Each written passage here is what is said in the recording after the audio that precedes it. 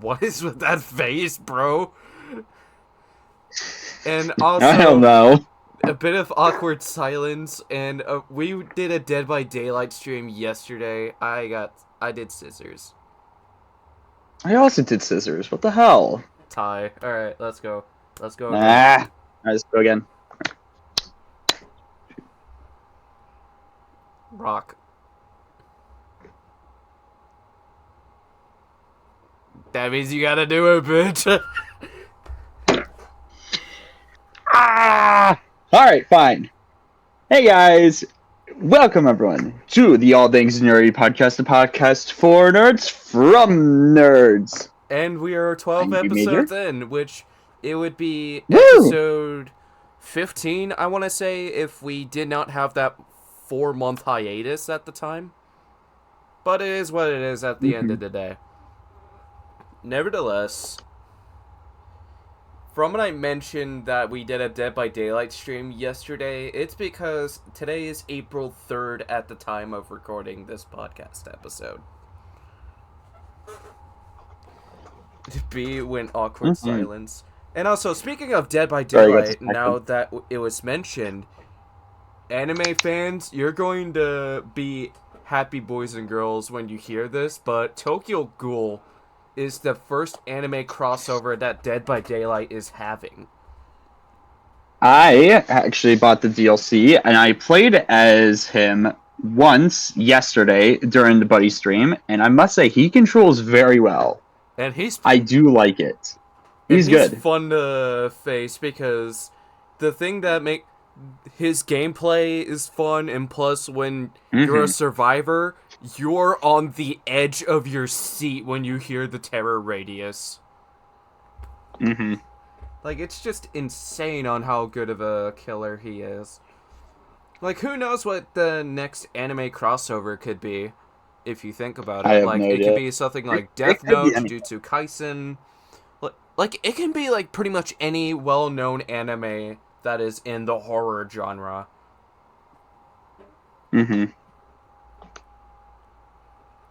And yeah, no, he's a lot of fun to play as.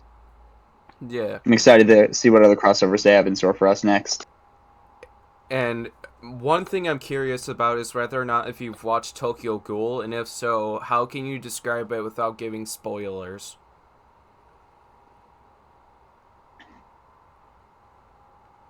So, I have not seen the anime, but I have told the manga is much better.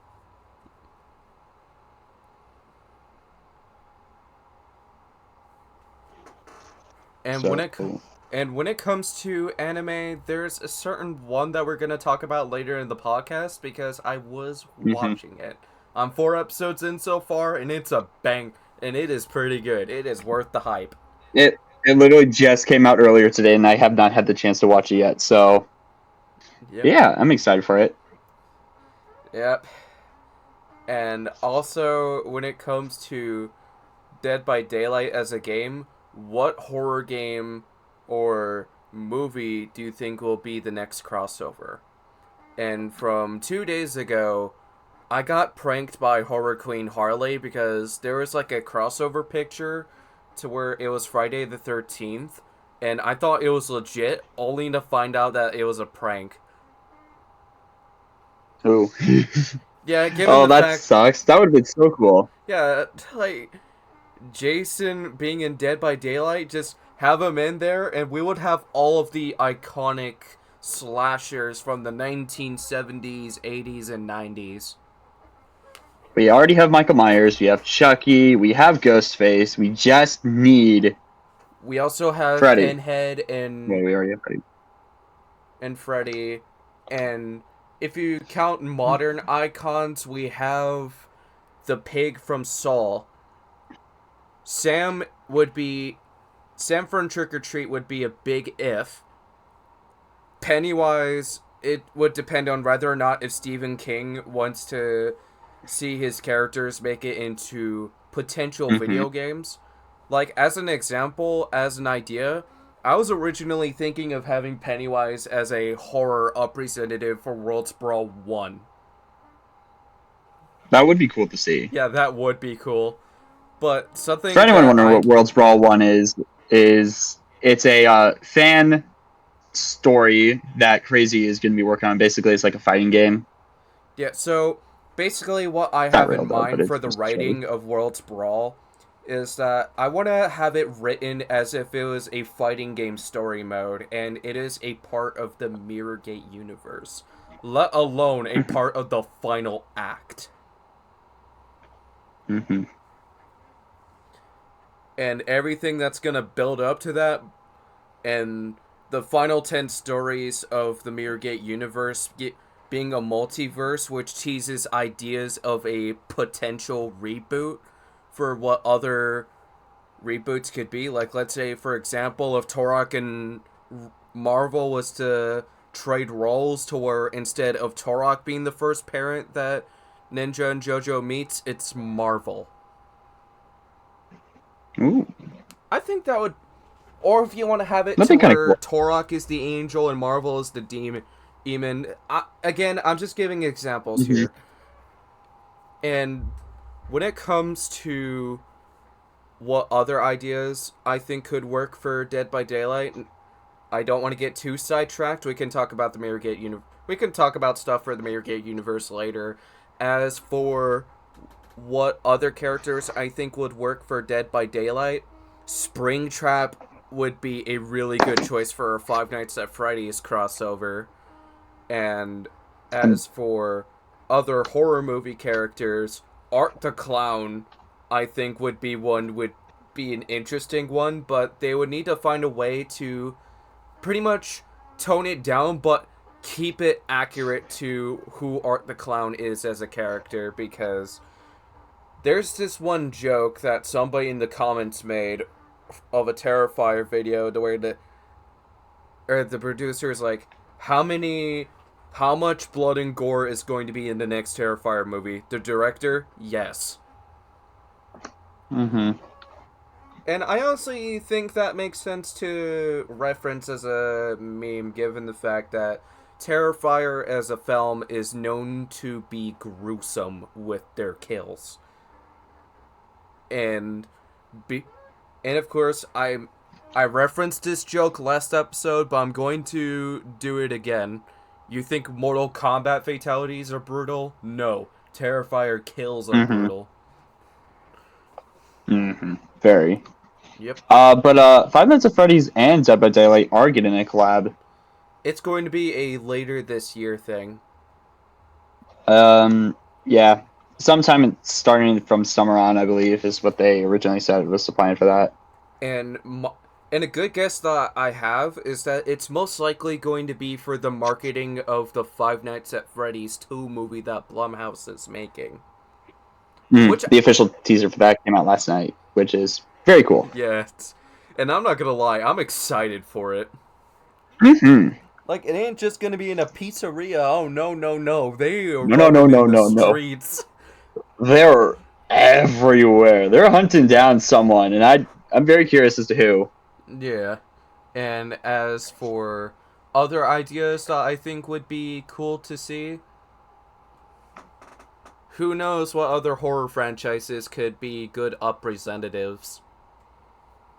Dead by Daylight has a lot of potential to bring in some really interesting characters. Yep, It all just depends on who they're bringing in next. and it was also announced a while ago that there was going to be a Dead by Daylight movie, which there's not a whole I lot did of hear about details about. We don't know a whole lot of details about that, so we're gonna skip that topic for now. that. Mm-hmm. And that is it for Dead by Daylight. And also, last time we talked about a controversial content creator, I let love controversy. alone in EDP, it was Official Scion. And a little bit of a Mm-hmm. recap for those who may not know who Official Scion is on why I am giving a recap. Official Scion is known to be the creator of the HDS horror maps, and Aiko Amami showed evidence to prove that he's a pedophile. Yeah, it's bad. Yeah, it was bad. And I pretty much Which just sucks because said, the match nope, really I good. cannot support this guy anymore because I would just make myself look like a piece of shit if I was to support people like that. Like, I do not Mm-hmm. associate with that at all.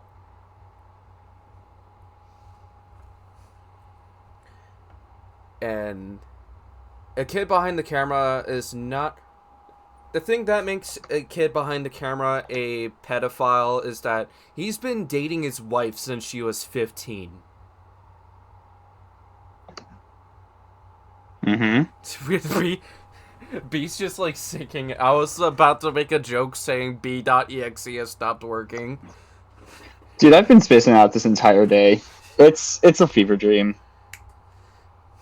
Yeah, yeah. What would you want to describe about the kid behind the camera controversy? And one This is other. actually the first time I've heard of it, so I know nothing of it. So I'm gonna have to do the talking on this one in Sorry. this case.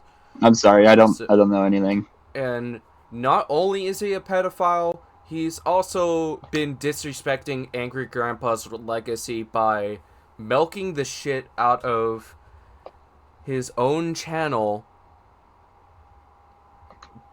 just to be greedy by making a shit ton of money for garbage content. It's bad. Like, at this point, this man should be in jail.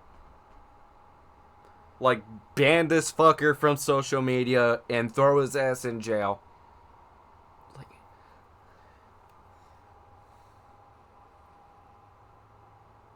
Mm. and here's the thing about his wife. She lied about her age. What? And you want to know what's crazy about that? He was 22 from when they started dating. Okay. How old is she though? She was 15.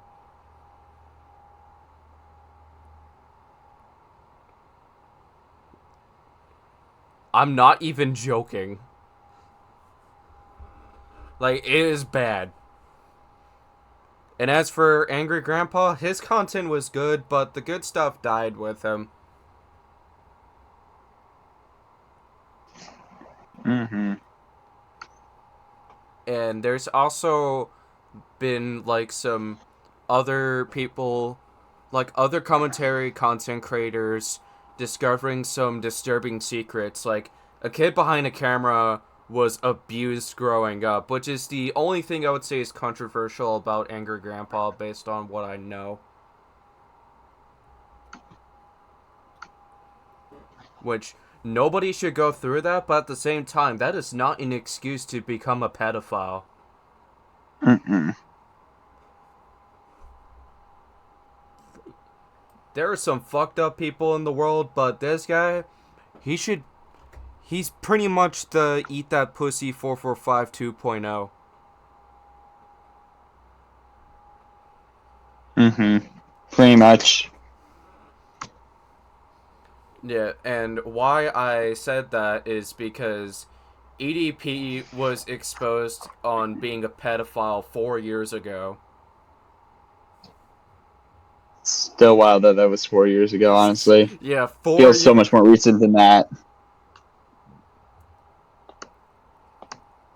And that's how. And that's where calling pedophiles EDPs was born.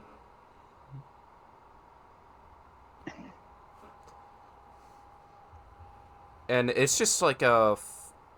And like what I said, there are some fucked up people around the world, but Mm-hmm. pedophiles are the most fucked up, and we are not very fond of them. No, absolutely not. And as for another thing of drama that's been catching people's attention, there's two things that Twitch is doing. They've changed their TOS on what is advertisement friendly. Like, for example, on occasions, there are times where I'll make sex jokes on stream, and that's not advertisement friendly. Mm-hmm. And Which somewhat makes sense. yeah, and as for what they're doing with affiliates, Dan Clancy is thinking of getting rid of the Twitch affiliate thingamajig, which I think would be a bad look for Twitch if they get rid of that. Why would they get rid of Twitch affiliate? I don't know, man. Like, That's a bad move. yeah, What the that is a fuck? bad move. Like, they should keep Twitch affiliate because there are streamers Yes. that will bust their ass to get Twitch affiliate, let alone Twitch partner. Mm-hmm. Like, matter of fact, I like I started streaming July 31st, 2021 and got Twitch affiliate November 13th, 2022. Because I was in high school at the time I started.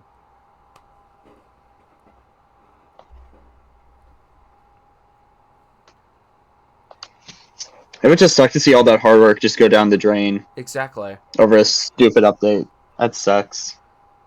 Like, last time we talked about a controversial thing on Twitch, it was with AI generated emotes. Yeah. Which we'll get to something related to AI here in a little bit, but for Yeah. now we got another topic to go over first. What's the topic? Oh.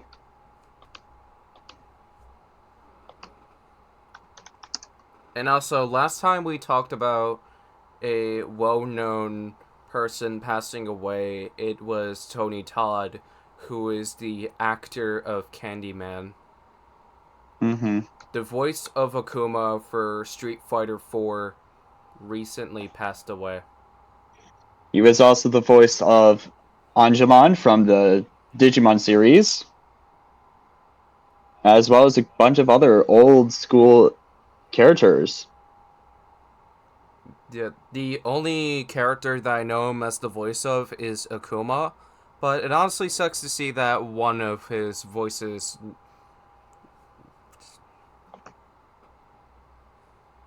Yeah. Yeah, and from when we got replacement voice actors, I love Richard Epgar as a voice actor, but his voice for Akuma doesn't work for me. Yeah.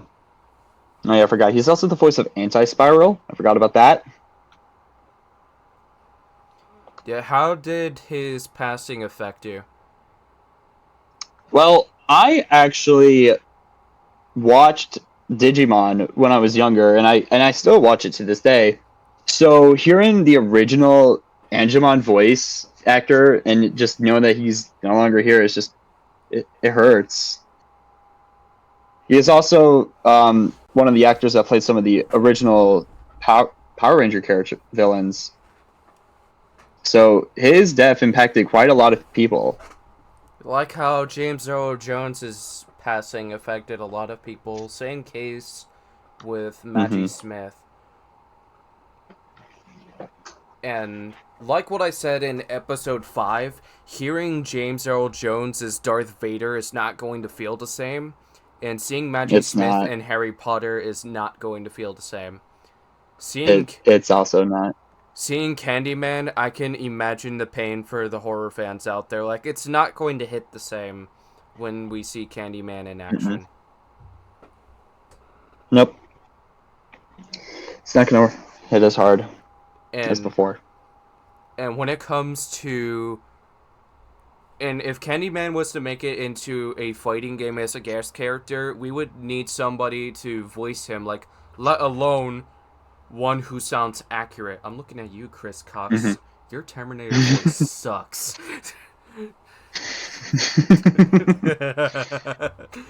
Yeah, that wasn't a great one. Yeah, It at, definitely could have been better. at least he did good with Conan for Mortal Kombat 1. That is true. That is true. Yeah, it's honestly crazy on how we got an impersonator for T800, but got the actual voice for T1000. Mm-hmm. And speaking of AI, a content creator by the name of Ophelia Valentine called out Fragpunk for using AI-generated art. Mm-hmm. Like, mother. For anyone who doesn't know what Fragpunk is, Fragpunk is a 5-on-5 hero shooter, and it came out on Steam and a bunch of other places last year. Yeah.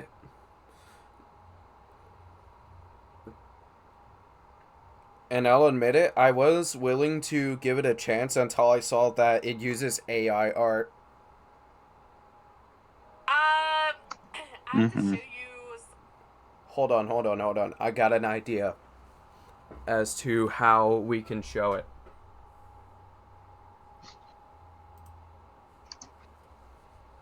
So I'm going to pull up the video that I posted in the group chat.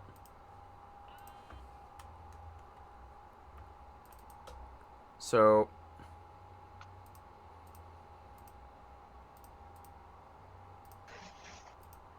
just let me get this real quick.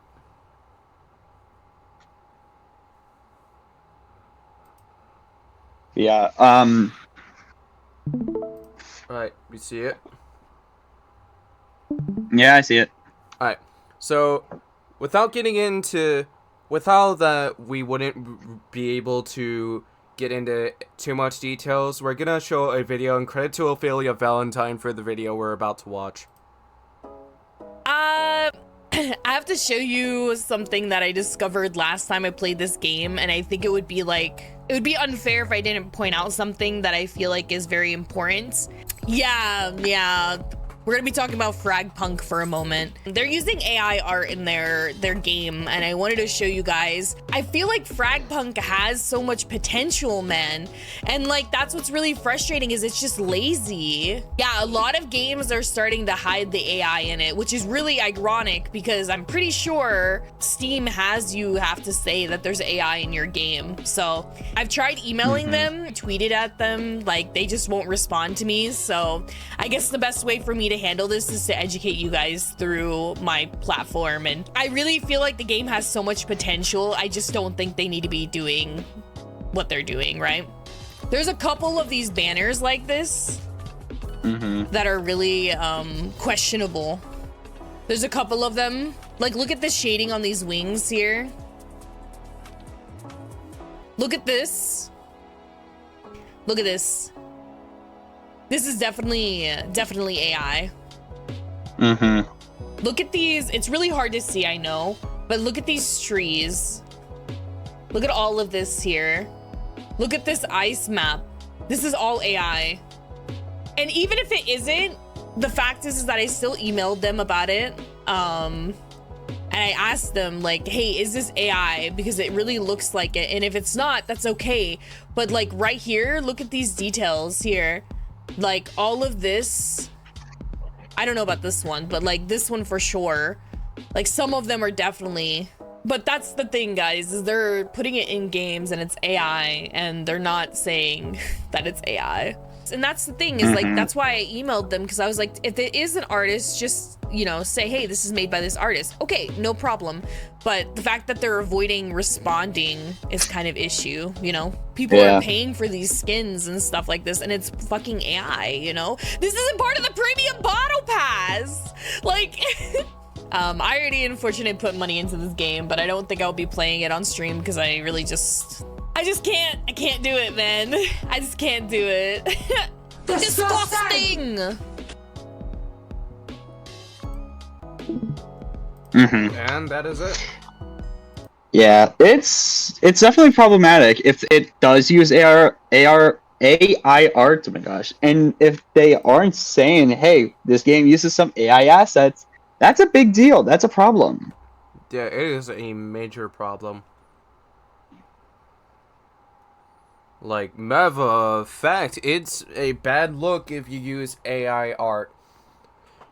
And if you use AI for a movie, critics are going to burn this movie to the ground for it. What movie? No, I didn't say which one. I'm saying if they were to use it. Oh, okay. Yeah. Confusing. Yeah, you got confused. Now I can say it. B.exe has stopped working.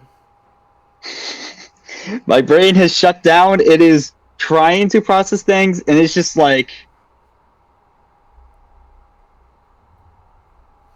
ah. Yep. And Uh, also, B, do yourself a favor real quick. Go yes. to a go to the Mortal Kombat Warehouse website because Mortal Kombat 1 went all out on their like hold You on. said the Mortal Kombat Warehouse? Yes, Mortal Kombat Warehouse because they went all out with updates for their costumes. Would that I'll be under... I'll go to it just so that you know what's up.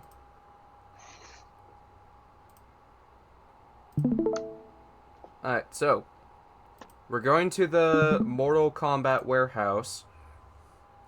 So Scorpion, Sub-Zero, Johnny Cage, Katana, Melina, Tanya, Shang Tsung, General Shao or Shao Kahn, Reiko, and Li Mei. They got big updates. So we're gonna scroll all the way down real quick. Sub-Zero and Scorpion got 2 new costumes because one is their Mortal Kombat X design and the other is their designs from the 2021 Mortal Kombat movie for the marketing of Mortal Kombat 2. Okay. Alright, so I'm gonna take it slow just so that we all know what's up. This came with the DLC, so we're not worried about it. Okay. Here's his MKX design, and I'm not gonna lie, the colors pop in a lot better because it was muted in Mortal Kombat X to fit the dark theme, which I remember seeing that, and it did look weird. So I'm glad they fixed it. yeah, they fixed it in Mortal Kombat 1, and I'm not gonna lie, it honestly looks good. Mm-hmm. But look at the movie design. This is Scorpion. Hiroyuki Sanada Scorpion, he looks sick in the game. Dude, that looks so good, actually. Holy crap. Yeah, like in the movie, it's hit or miss for some people. I honestly think it's an underrated design, but in the game, bro, it fucks hard, bro. Mm-hmm. But wait until you see Sub-Zero, bro. Wait until you see my boy Sub-Zero. Ermac is my main boy when it comes to the Mortal Kombat ninjas, but you get what I'm trying to say. Mm-hmm. We don't talk about this skin. It sucks. It's so bad. It's- I sound like I don't like this one. This one looks weird. yeah. Like, it looks so weird, but the other ones look better. This this skin looks good on Sub-Zero, but that's not the one we're referring to. Here we are. Mortal Kombat X Dude. Sub-Zero. I'm not gonna This lie, looks so good. it does look good. And the movie design, bro, the movie design looks fucking sick, dude. Like, Mm-hmm. this is the best. Like, this is on par with the Shredder design, to where it is the best Sub-Zero design, in my opinion. It is a very good design. It is. And now we have Johnny Cage. And, of course, his is simple but effective. But it does scream actor vibes when we get to see it. And I'm not gonna lie, it's a nice thing to see that we have, like, the Shujin Academy uniforms as costumes. Mm-hmm. I think that is pretty cool. Yeah. G.I. Johnny. And then here's this design, which I think is sick. There it is. Nice. I do Carl like that one. That one looks pretty cool. Carl Urban, Johnny Cage, and like what I said, it's simple but effective. Like, matter of fact, this is a Hmm. good example of you don't need crazy drip to look cool. No, absolutely not. Like, Just this something is, simple, and it looks really good. yeah, just, this is a 10 out of 10 design for me because it's simple, but he got drip.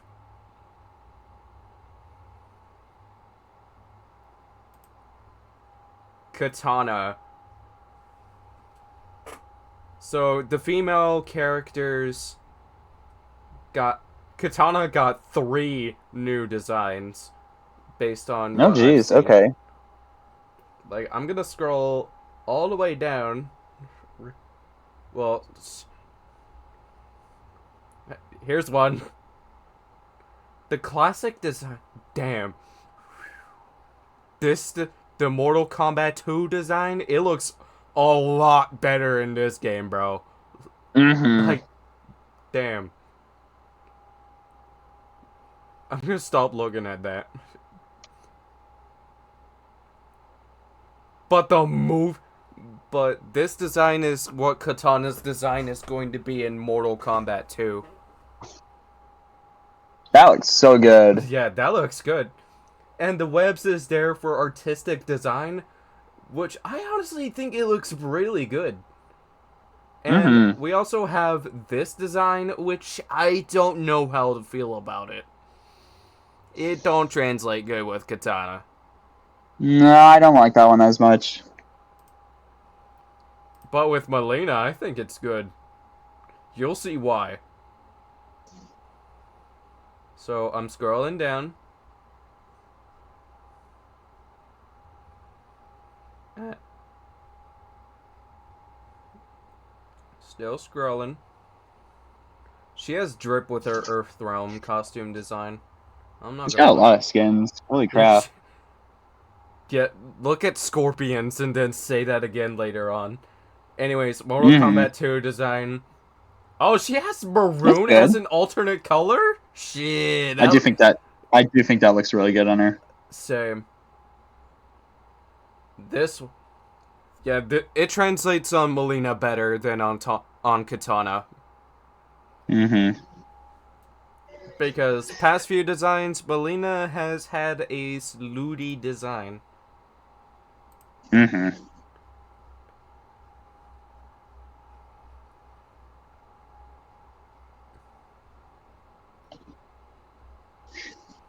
And here's the thing with Tanya.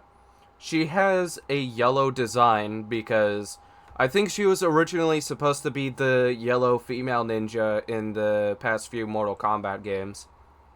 Probably. And she has a yellow and green alt as a way to have a... Jade is pretty much here in spirit. Mm-hmm. Pretty much. But look at this. Her deception design is back. That is a really cool design, honestly. I'm It not gonna is. lie. Yeah.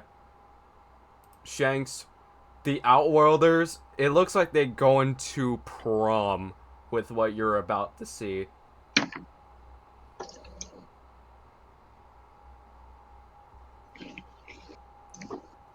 And of course, there it is. Tell me I'm not wrong. Shang Tsung looks like he's going to prom. It's very classy looking, I agree. Yep. And General Shao. Everybody says his deception costume is the best one in the game, but look at this. This looks He Wait, looks like Shredder. wait, hold on. Not the costume I was thinking of. Hold on. This one right here. This is Shao Kahn. Still He looks sick. Still looks like Shredder, but looks so cool. He looks fucking sick in his movie design. Like that. Mm-hmm. That is the best movie design. 10 out of 10. Fuck that. That's an 11 out of 10. And as for Rico, wait until you see his fit. He doesn't just look like he's going to prom. He is dripped out. Right here. I'm not gonna lie, the coat design looks pretty cool. Homie is dripped out. Mm-hmm. He is drip lord. And last one is Lee May, on who got a costume update.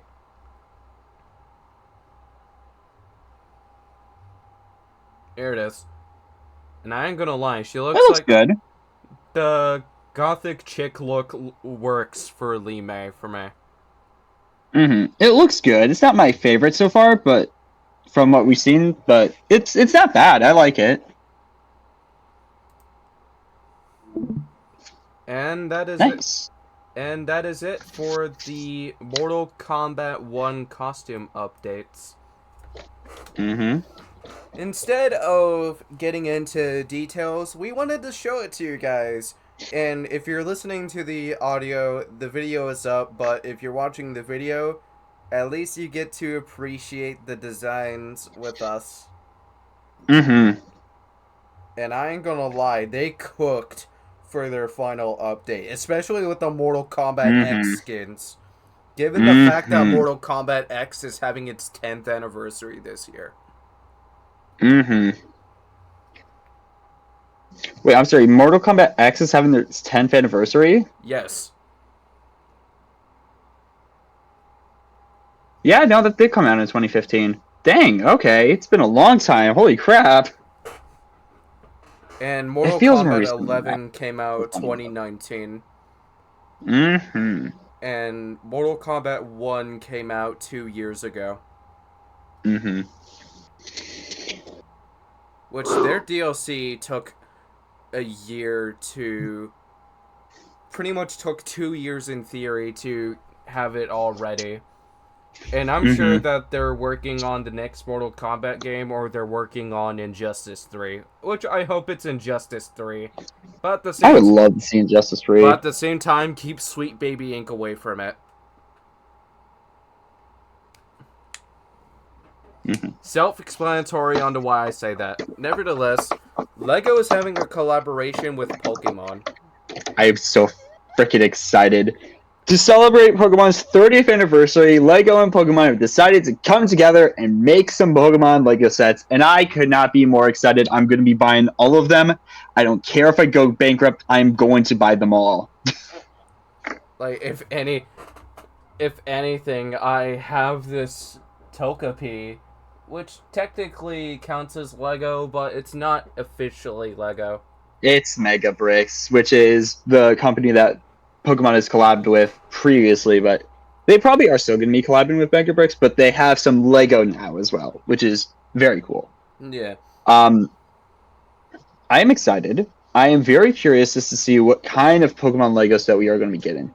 Obviously, we're probably going to have maybe like a character build, like one of those like kind of like the R2-D2 set that we have right now for Lego Star Wars. It's probably going to be something like that, but with Pikachu or something. Yeah, Regardless, if it's a set to where we build the character, I am no questions asked going to buy it. Especially if it's a loved Pokemon. Like Pikachu or maybe Eevee, Snorlax, something cool. That'd be fun. Oh, I would buy Eevee if we get that. Because, like I said, with my Pokemon, I'm buying all of them. Yeah, with my Pokemon display right now, I have Bulbasaur, Charmander, Squirrel, Pikachu, and Mewtwo. Nice. Yeah. And Yeah, you may see it on occasions when it comes to my room tours, which I pretty much did one last month, which was the only video I've done for my IRL channel last month at the time of recording this episode.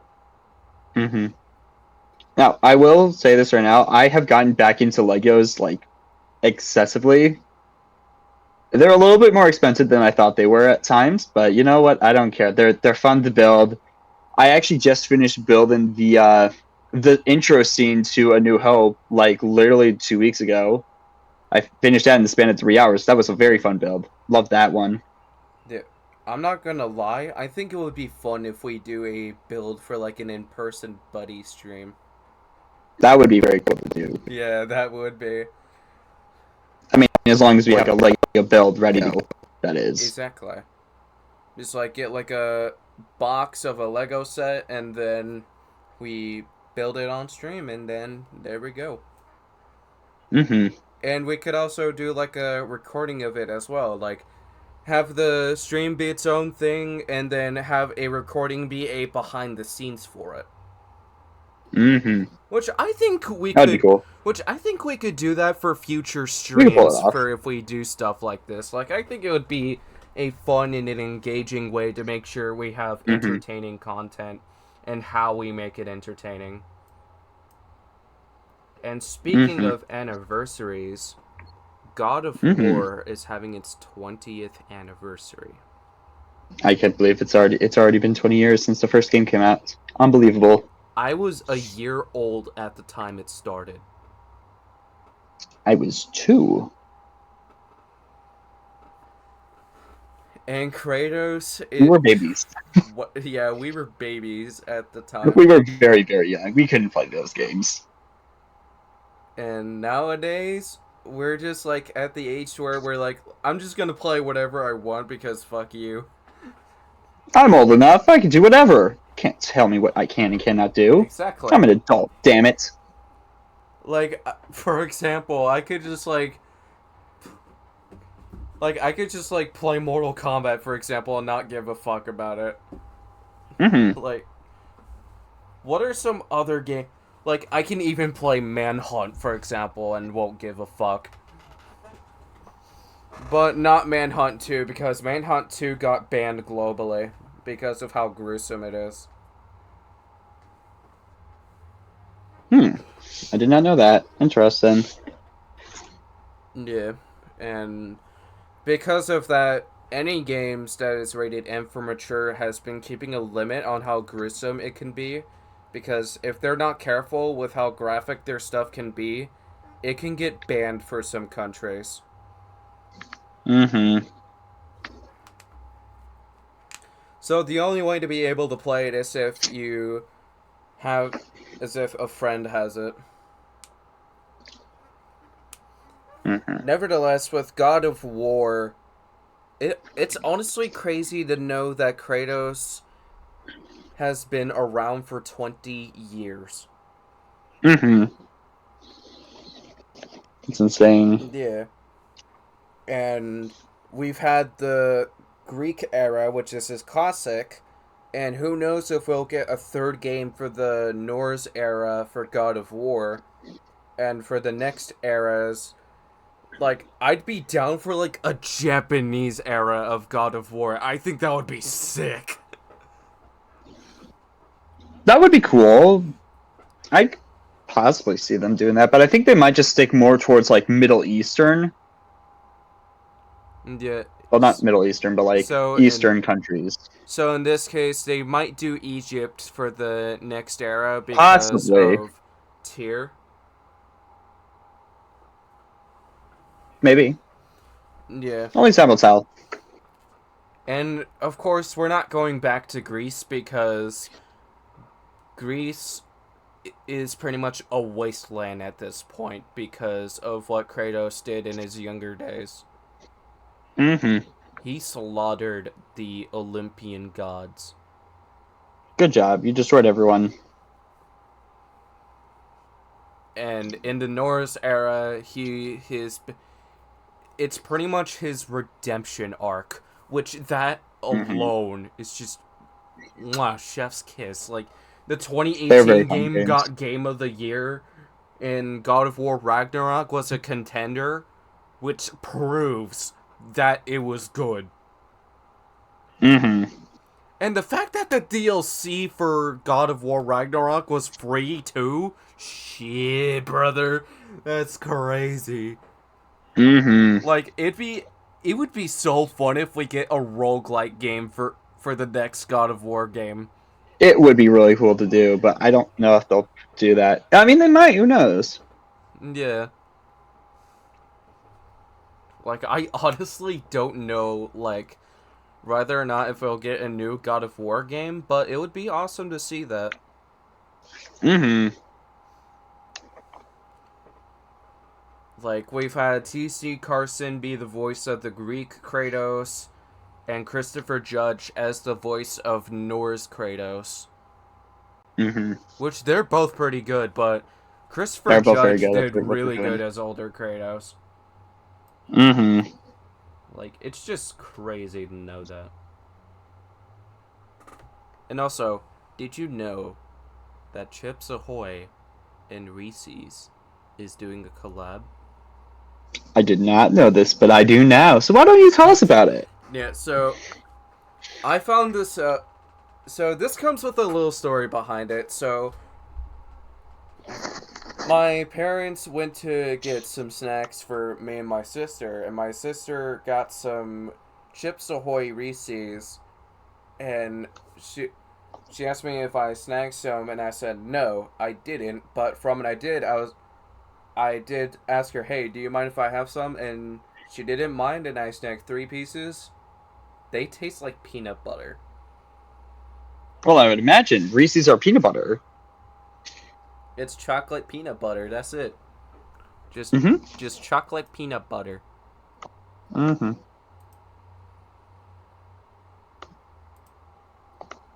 Like, what else would Reese's be? Besides the best chocolate in America. Well, I don't know about the best chocolate, but it's definitely up there. It's very good. What do you mean by that? Like, have you seen how it can fly off of the shelves during Halloween time? No, I absolutely have. I've worked at a candy store. I've seen how crazy people go with Reese's. Like, if... Like, that's gonna activate wholesome mode if I was gifted that. Just saying. Mm-hmm.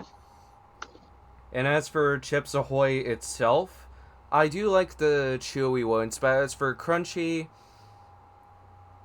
I know it's like the traditional stuff, but it ain't my type of thing. Mm-hmm. Like, when it comes to the type of foods that I eat, I'm usually into the chewy stuff. Mm-hmm. And given the fact that Chips Ahoy and Reese's is doing a collab is insane. Like, last time we talked about a snack collab, it was with Post Malone collaborating with Oreos to make salted caramel cookies. Which I still have not seen the stores yet, and it's pissing me off because I want to buy one. Yeah, I honestly want to try one too. So that makes it 2 things I want to try. Well, one of them I already did. So if it's still able at the time, I could just ask my parents being like, hey, if it's still able at the time, can we see about getting the Chips Ahoy Reese's, or can we see about getting Post Malone's Oreos? Mm-hmm. Yeah. I'd be surprised if we get both.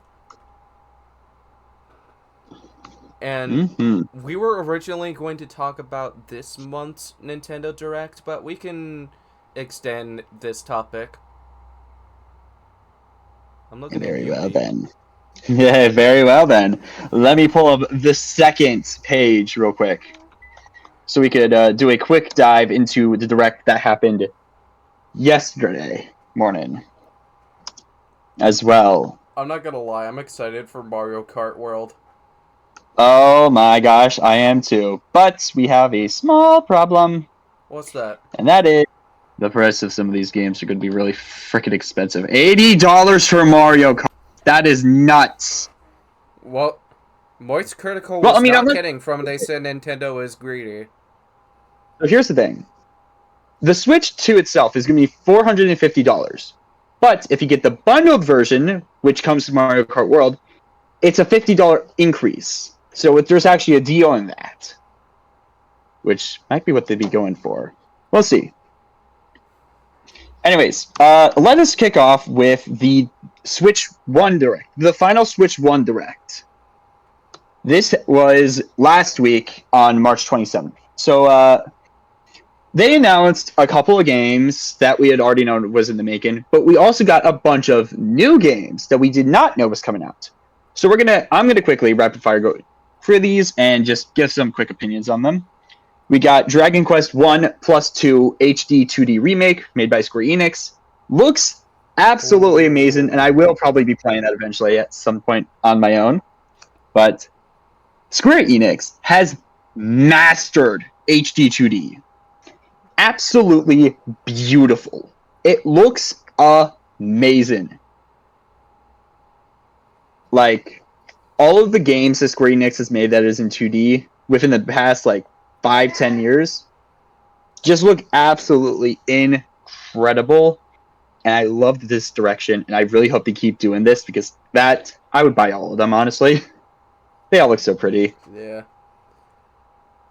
We also got a new AI The Somnium Files game, which is something I am very excited about because I'm currently playing that series over on my YouTube channel. I'm very excited about that. It's called No Sleep for Kanam and Date, and it seems like it's going to be taking place in between the events of the first and second game. So I'm excited for that. Yeah. One of the characters is stuck in space, and we have no idea why. I'm very excited to figure out why. We also got a new Atlas game. Well, it's not really a new Atlas game, but it's a remaster of one of their earlier games. It's called Raidu Remastered: The Mystery of the Soulless Army. It is made with some of the characters from the Shinigami Tensei game. So expect a lot of Persona monsters, and it looks pretty good, honestly. You play as a detective, basically, and you're going around solving puzzles, and it just seems like a lot of fun, and I cannot wait to try that out when it comes out in June. We got a new trailer for Shadow Labyrinth, the Pac-Man Metrovania. I am not gonna lie, it's looking better every time we get a new trailer for it. There's a mech. You can mech up in this game, and I'm honestly really excited about that. It looks interesting. And we also got Metroid 4. Well, Metroid I'm getting 4. I'm getting to that. I'm going in order of when games are announced. We also got a combo game called Patapon 1+2 Replay, which is a rhythm-based combat game, which looks decent, actually. I might try it out. We got a new Story of Seasons Grand Bazaar game. It's whatever. Don't really care for the Story of Seasons franchise. I'm not a farming sim guy. Then we got new gameplay, the first gameplay, actually, for Metroid Prime 4 Beyond. And I must say, the game looks amazing. I personally am not a Metroid fan. However, I'm still very excited for this game. Hey, B, you want to smile real quick? I just get screenshotted. Yes. Why? I deleted it because it was supposed to be a haha funny. Oh. Okay. We also got a new cafe-based game, but it's Disney Villainified. Disney Villain's Cursed Cafe is what looks like a very fun, very silly little game where you basically make drinks for a bunch of Disney villains. And I am very curious as to what that's going to be like, and I might try it on my own.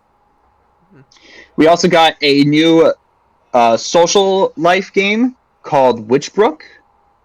You basically are a witch or a wizard, and you are at like a magical university of sorts, it looks like. I'm not going to lie. It looks very good. It's got a pretty good pixel art style of design, and it just looks very relaxing, and I'm kind of excited for it. We also got The Eternal Life of Goldman, which is a hand-drawn 2D platformer, which looks like Cuphead. I wonder if it's made by the same studio. I wouldn't be surprised if it is.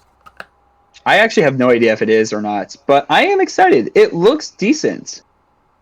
So you play as a guy. He's on an archipelago. Your goal is to get out of this archipelago.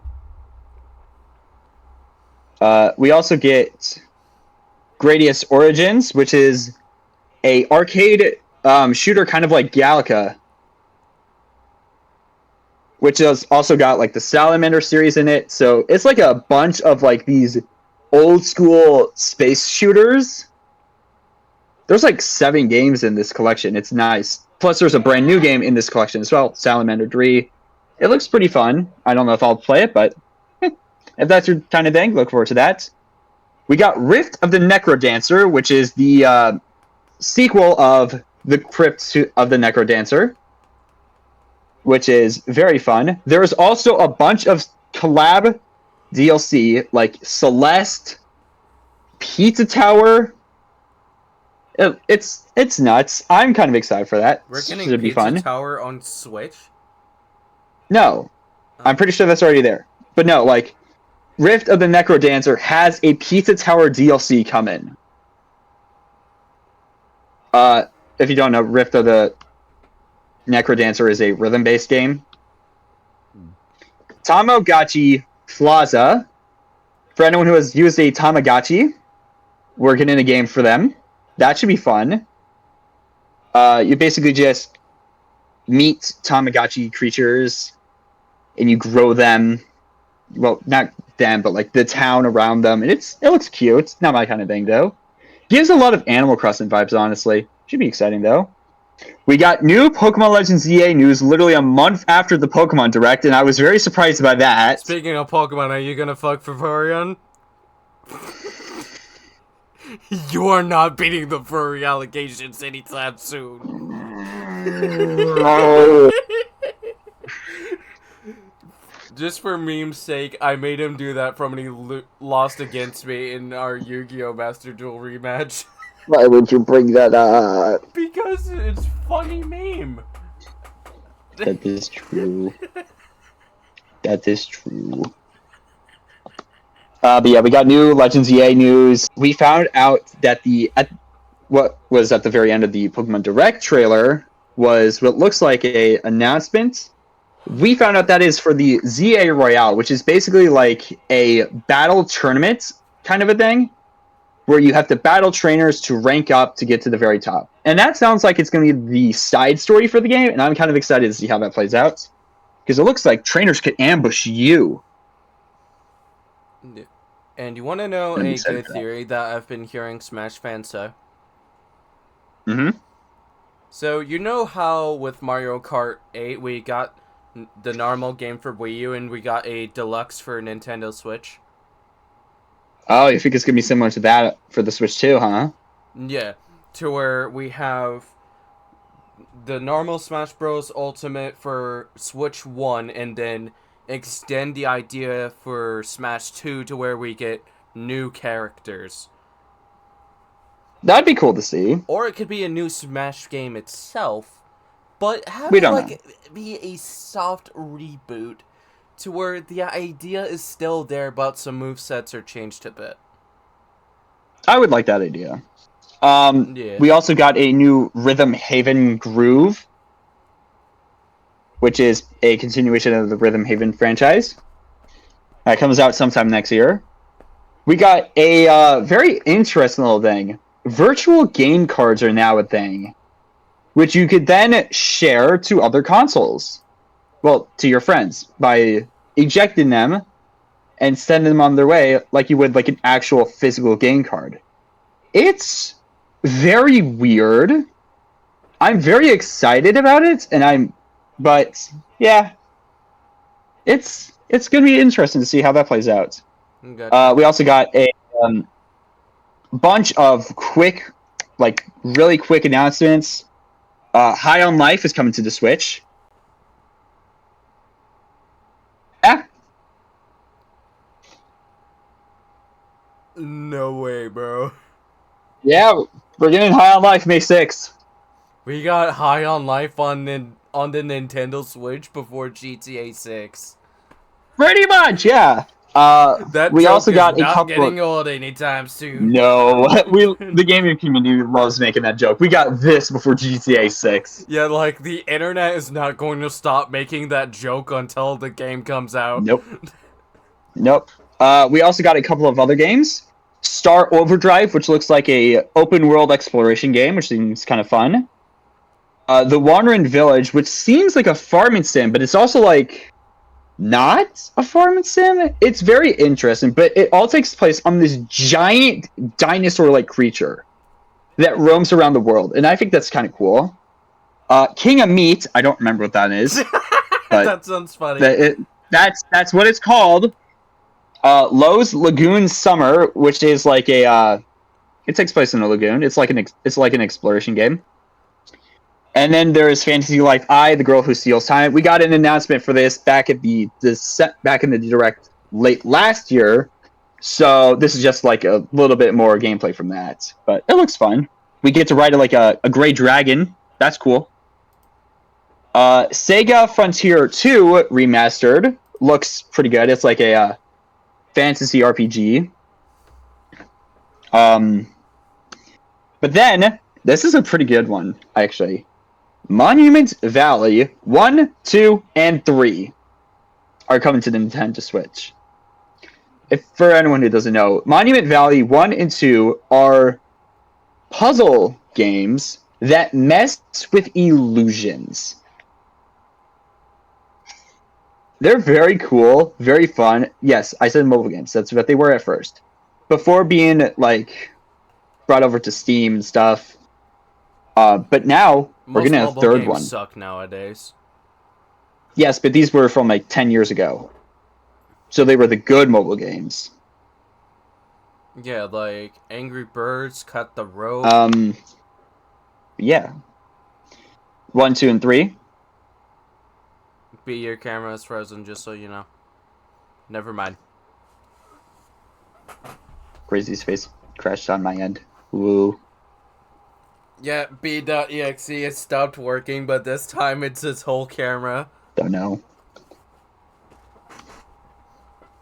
Don't know that I crashed. You did not crash. I can still I can't hear him. I don't see him. What do you mean you don't see me? I see you, bitch. Oh no. A few minutes later. Finally, he's back. Yes, You I were am AFK back. for so long, we had to put in a SpongeBob time card.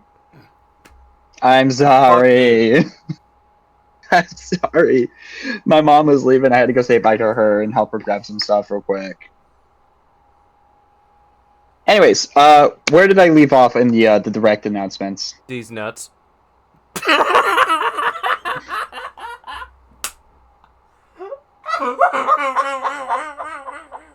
Bye, I'm out here. No, please come back. You've ruined the vibes. Vibes ruined.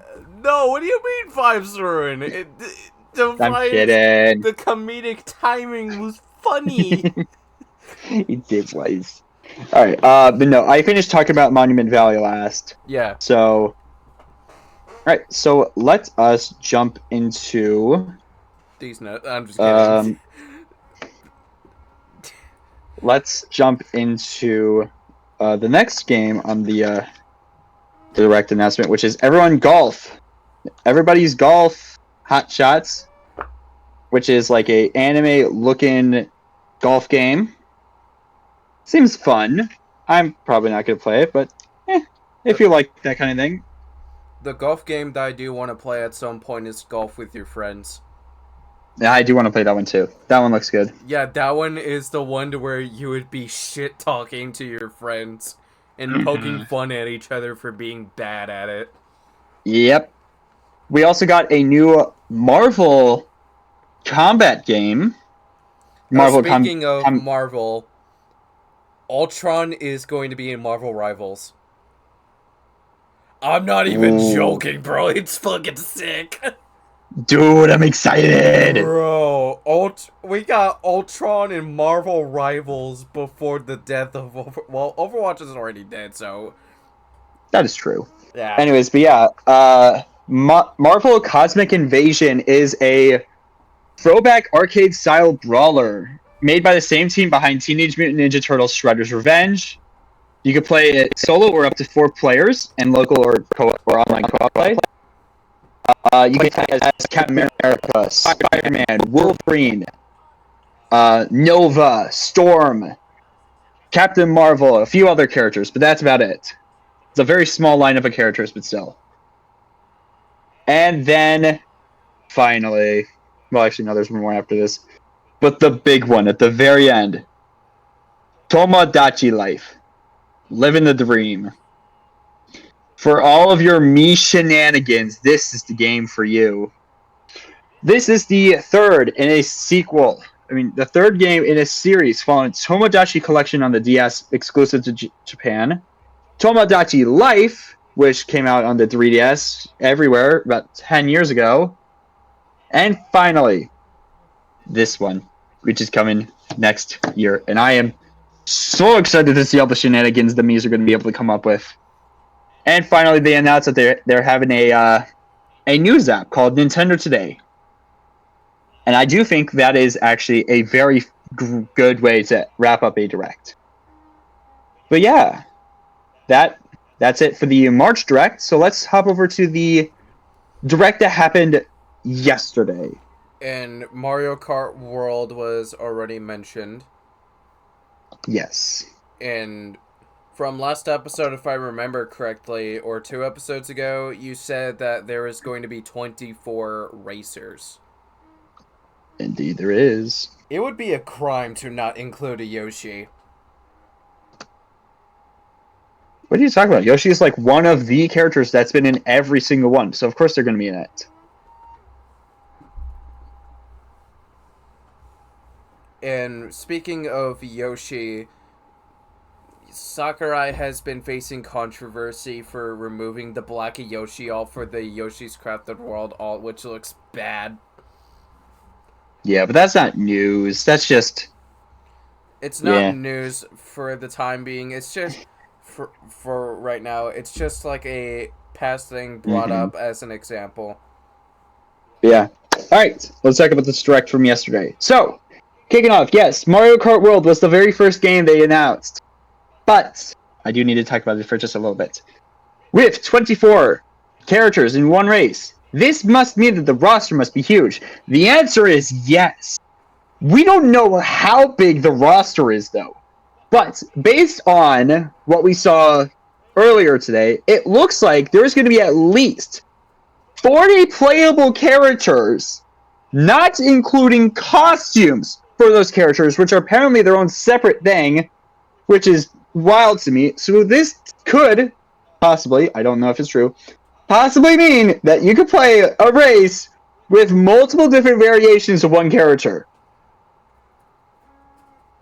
You could play as normal Mario. You could play as, like, a different costume of Mario, and a different costume of Mario, and a different costume of Mario. And then you can play different variations of Mario, like Baby Mario, or Gold Mario, or Metal Mario. The amount of characters in this game so far, I already bet, is going to be over 100. And you want to know something I could say for a joke because of a post that I saw? Yeah? We saw a monkey eating a burger.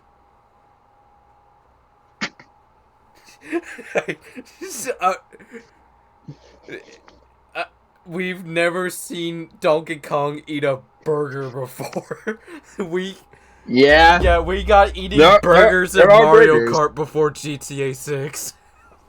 There are burger items in Mario Kart World which allow you to change your costume based on the environment that you're in. Oh shit, I And also, didn't know that. Yes, that's what we saw during the trailer as well. Also, this is an open world Mario Kart. You can drive virtually anywhere. Also, So you it's can like choose. Diddy Kong Racing. Sort of, yeah. I was thinking more like Forza Horizon or something like that. But no, like, you could pick which maps to do in order,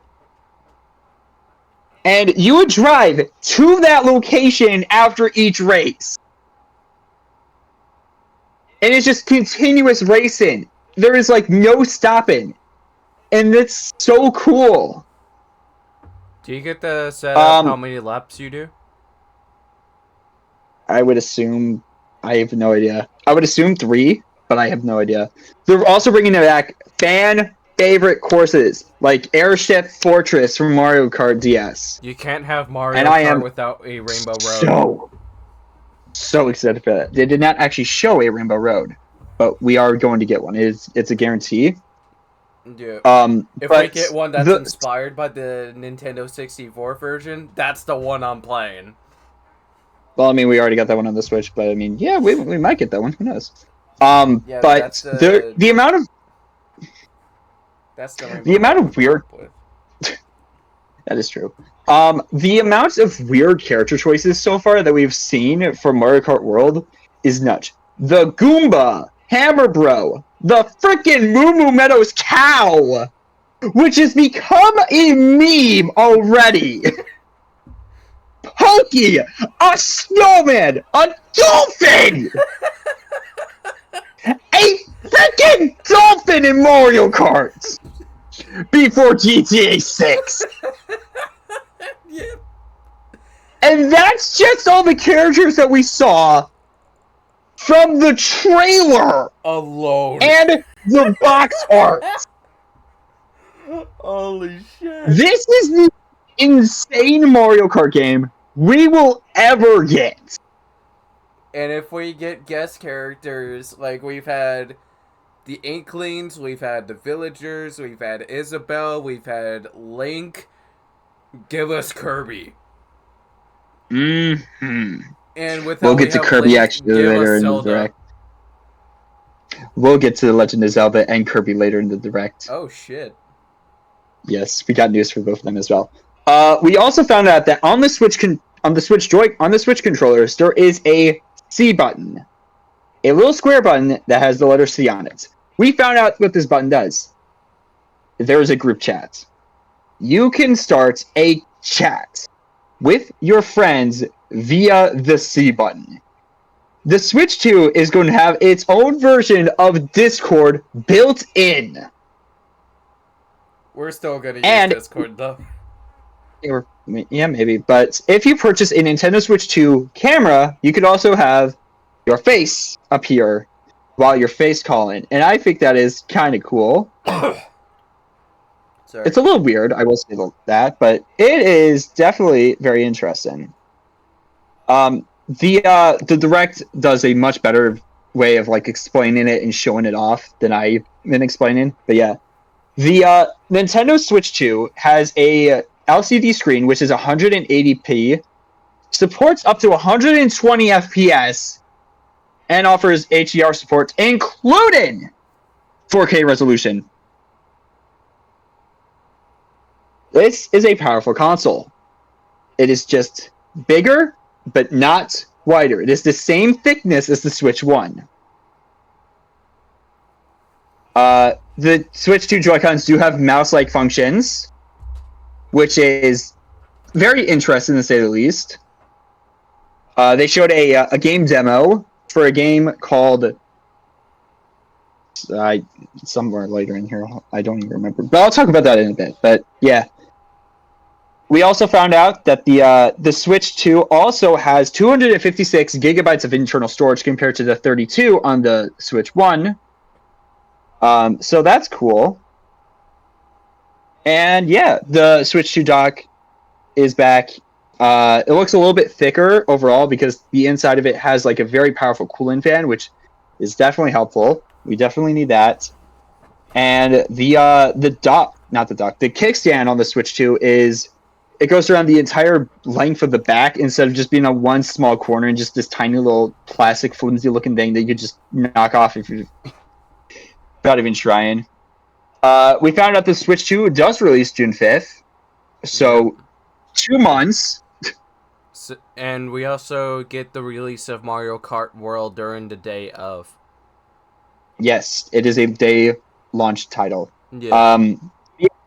The Switch 2 will have 2 versions that you can purchase as of right now, which is the Switch 2 by itself, which is $450, which is expensive, but you know, that's to keep up with the modern times of the consoles, which is fair. But you could also get a bundled version with Mario Kart World for $50 extra at $500, which is actually a pretty good deal. Switch 2 game cards are going to be red instead of the gray that they were originally, which is pretty cool. They will look the exact same, so good. But we also have one small change to the Switch 2. The Switch 2, if you do need extra storage, which is very likely, you could use micro SD cards. However, on the Switch 2, those micro SD cards need to be micro SD express cards, which are slightly different. You cannot use normal micro SD cards for the Switch 2. which is highly unfortunate. But those micro SD express cards are faster, so you know what? That's fine. Game Share is back for the first time since the 3DS era. So if you remember, like, download play from that console, it's basically the exact same thing as Game Share now. So I'm excited for that. That should be fun. The Switch 2 is getting a new Pro Controller, which obviously we all expected. It's going to have a very similar layout to the Switch 1 Pro Controller, except the C button is going to be at the bottom and the middle. And the buttons on the top are going to have a brand new white color instead of the gray that the rest of the controller is. And there's also going to be GL and GR buttons on the back bottom of the grip that you could use to customize to whatever. I think my Discord crashed again. Nope, your camera just... Don't know. No, Clipper. I know where one is. I hate when this happens. No. I'm keeping this in with me just in case. Why are you freaking out, B?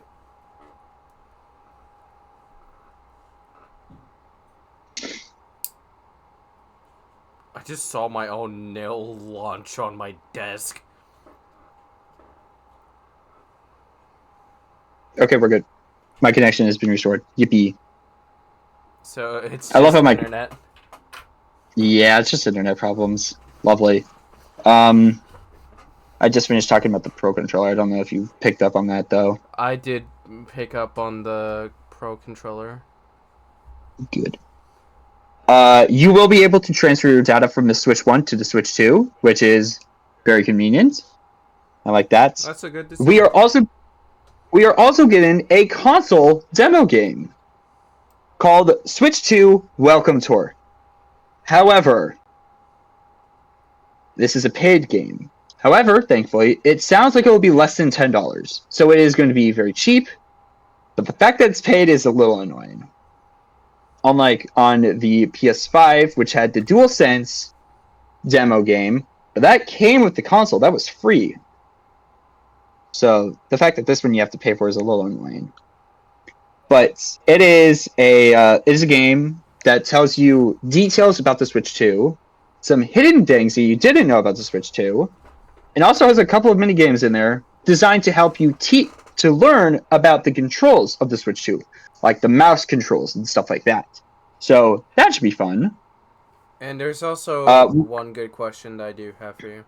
Mm-hmm. You know how I mentioned the idea for Smash 6 a few minutes ago?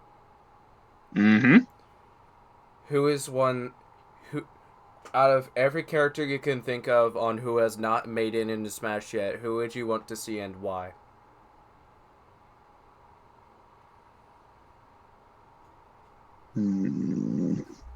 Yeah, for me, if we get another fighting game representative, I want to see Jago because I feel like his alternate colors from the game can translate well in Smash, and plus, the moveset I feel like would work really well because we could get like a Ryu versus Jago as an idea, which I think would be really sick to see. Mm-hmm. I do not know what character I'd want to see the most, actually. Yeah. Like, I do have Phoenix right we need in more, the like, list of who I want to make fan-made alts for. that would be fun. Like, we have we need like a couple of more like actual like fighters, like fist fighters. Like I feel like there's not quite as many of those. So There's a lot of Crash sword Bandicoot. fighters. Yeah, Crash Bandicoot would work. That would work. I'll say that. We also found out that certain Switch 1 games are going to be getting Switch 2 upgrade versions. So that these versions will have like better resolutions, better frame rates. They will have HDR support. And then they also come with with Breath of the Wild and Tears of the Kingdom, which have these upgrade versions, you can transfer the data over from your Switch One and then purchase the upgrade pass for them, which I think will be about $20 or so, give or take. I don't know. To actually get all of those capabilities, plus a little bit more, like a Google Maps for Tears of the Kingdom and Breath of the Wild, which I find weird. It's called Zelda Tips. I don't see that point in that. We got more gameplay for Metroid Prime 4, showing it in 4K at 60 FPS in docked mode, or 110 or 180p and 120 FPS in handheld mode, which is pretty cool. And we also found out that Metroid Prime 4 will be getting a Switch 1 and a Switch 2 version. So that's cool. Also, Legends EA. So I'm very excited for that. We are also found out that Kirby and the Forgotten Land is also getting a Switch 2, which includes a brand new extra story mode added on called Star-Crossed World. So that should be fun. I'm probably going to wait until I get a Switch 2 to play Forgotten World now, but that's fine. We also got, like I said earlier, Pokemon Legends EA and higher resolution and frame rate on the Switch 2. It sounds like it's also going to be a Switch 1 and Switch 2 game, so that'll be fun. We also found out about Super Mario Party Jamboree, which is also getting an upgrade pack for the Switch 2, which has Jamboree TV, which is basically like you use like it's weird. I would go watch the trailer to see the Jamboree TV added part, because it's just really hard to explain. It's just really weird looking. Yes. The mouse tech demo game I was talking about is called Drag X Drive. It relies solely on the mouse controls. Both Joy-Cons will be used in mouse mode, because you are a wheelchair robot playing basketball. And I think that's pretty fun. I guarantee the game will probably be about $10, $20, if that. I hope it's something like that. But yeah, it's a 2v2 basketball game with robots with wheelchairs using the mouse, and it just looks good. We also are getting ourselves a new Hyrule Warriors game called Age of Imprisonment, which basically turns this trilogy of games into a quartet, which is fine. But it's definitely something I did not expect would be coming out. It's coming out in winter of this year. I don't know. But yeah, so we had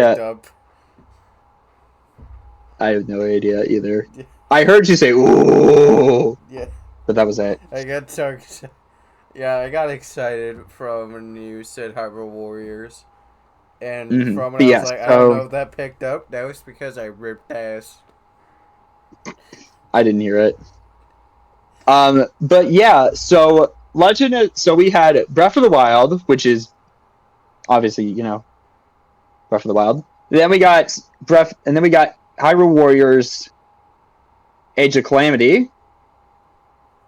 And then we got Tears of the Kingdom, and then we have Age of Imprisonment, which means both of the main Zelda games got their own Hyrule Warriors game, which is very cool. Hyrule Warriors Age of Imprisonment will take place during the Age of the Imprisonment War. Zelda is the main character for that, and I'm very excited for that. We found out the Switch Online is coming to the Switch 2, which is cool. I figured it would, but it's been confirmed now. And as a part of the Switch 2 experience for the Nintendo Switch Online, we can now play GameCube games. So if you want to play like Super Mario Sunshine, Soul Calibur 2, Nintendo GameCube Edition, which includes Link from The Legend of Zelda. Oh, bro. F-Zero GX. That's gonna bring me back, bro. That's going to bring me back. Because I grew up with Soul Calibur 2, but I had Spawn as the guest character. Oh, nice. Yeah. But yeah. Which confirms I grew up with the Xbox version of Soul Calibur 2. But that's gonna take me back to my nostalgia days. Because Soul Calibur 2 is the best Soul Calibur game. And you It can is a also good play one, Super yeah. Smash Bros. Melee if you wanted to. Eventually, yes, eventually. But some other upcoming titles that they have announced include Sunshine, Fire Emblem Path of Radiance, Pokemon Coliseum, Pokemon XD Gale of Darkness, the original Super Mario Strikers, Chibi-Robo, and Luigi's Mansion. All those games are going to be only on the Switch 2 version of the Nintendo Switch Online, which is fine. But we are getting an official new GameCube controller. Let's go. So I'm very excited about that. I will probably purchase that. Is the Nintendo 64 coming back for Switch 2? Don't know. The I hope connection it does dipped because... Oh, fuck you, B! A stupid connection keeps dropping. It's driving me ridiculous. You're about to go insane. I'm going to crash out. But yeah, there is an official Switch 2 GameCube controller, which has a C button on it. That should be fun. And from We are also... I don't know if there's going to be... I don't know if the Nintendo 64 is coming back for Switch 2, but I hope it does.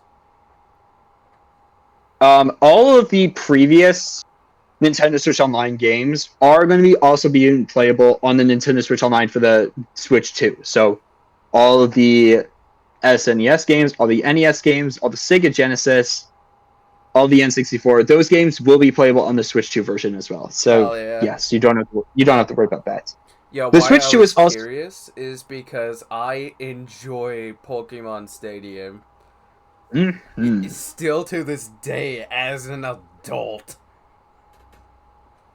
The Switch 2 is also getting a bunch of third-party games. Fast Fusion, which is... I don't even know what that is. I don't remember. Survival Kids, which is like a... It's like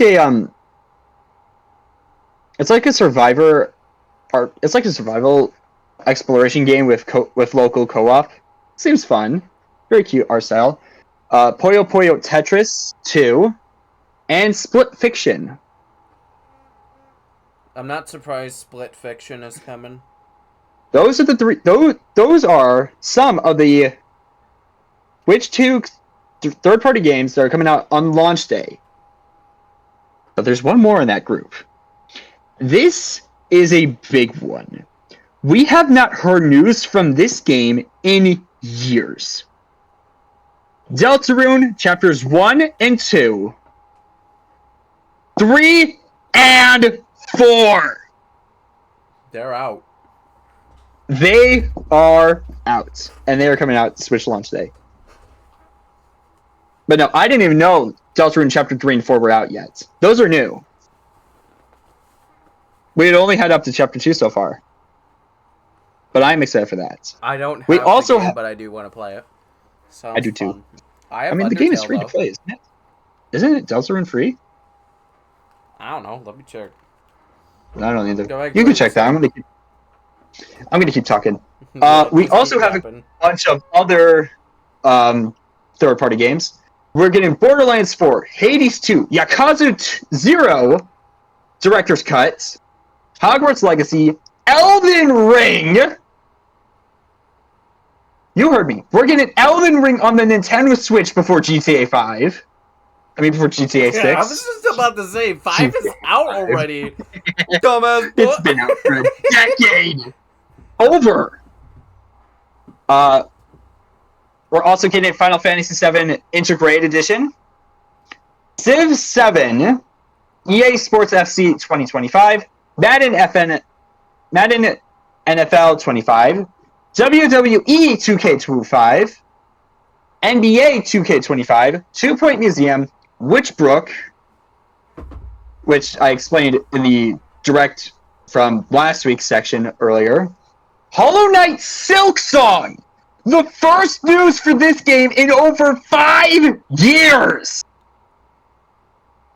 That is coming out this year. And I am ecstatic. Static! Genesi's Gamma, Path of the Goddess. Wild Heart S. Ridge Racer. Enter the Gungeon 2. Star Wars Outlaw. Fortnite, obviously. Fuck Fortnite. Tamagotchi Plaza. Fortnite's cringe. Street Fighter 6. Hitman World of Assassination. And Project 007. A new James Bond game made by the same people who made Hitman World of Assassination. Are we getting a GoldenEye 2? That's what I'm thinking it might be, but we don't know anything other than the code name so far. And we also have...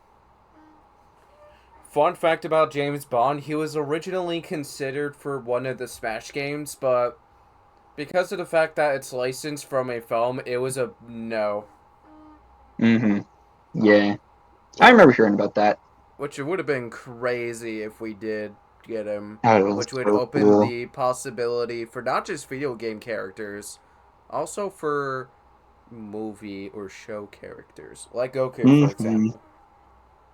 Mm-hmm.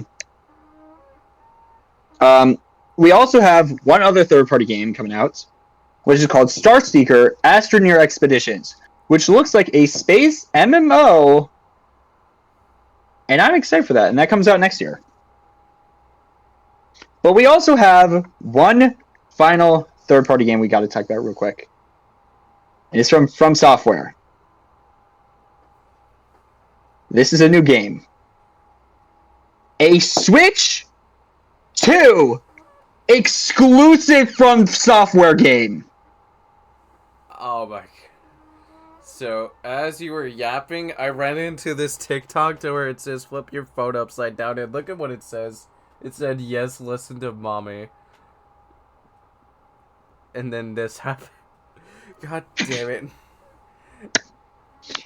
But yeah, the Duskbloods is a From Software Switch 2 exclusive, and that comes out next year. It is going to have steampunk technology, gothic architecture, and a vampire MC. Lots of blood, and I am very excited for this. I am still a little mad it is a Switch 2 exclusive, but yeah, no. That's fine. I am very excited for this. Now, we also have two final games, and these are both first-party games, so these are both Nintendo exclusives. So you know how I said earlier we'd get back to Kirby later? Yes. It's later. Kirby Air Riders! The sequel to Kirby Air Ride on the GameCube is coming. We haven't had one of these games since the GameCube era. Almost over 20 years ago. Kirby Air Ride is back, baby. And it's coming out sometime this year. And Masahiro Sakurai is the leading developer of it. Let's go. Because Sakurai is Kirby's father. It just makes sense. But finally, with a new DK design for Mario Kart World comes the first 3D Donkey Kong in over 30 years! DK. Donkey Kong.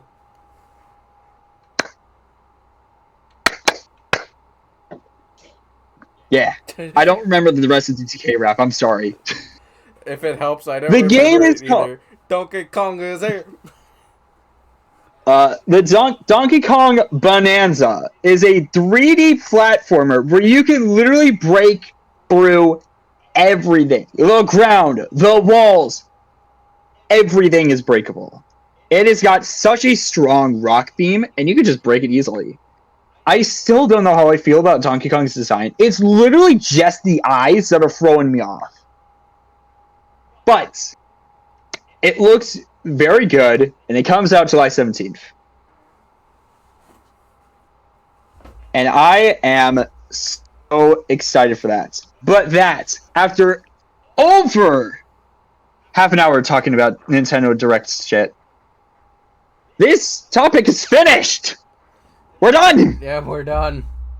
Oh my god, I'm tired after talking so long. And also, we're getting a Legend of Zelda live action, which I don't know how to feel about the fact that it's live action, but it's nice to see that we're getting a Zelda movie. I'm pretty sure. It was confirmed in the Game Awards socials. Yes. I was just looking for a release date. The movie, so far, is going to be coming out March 27th, 2027. So, 2 years from now. The amount of stuff, the amount of really big stuff coming out in 2027 is insane.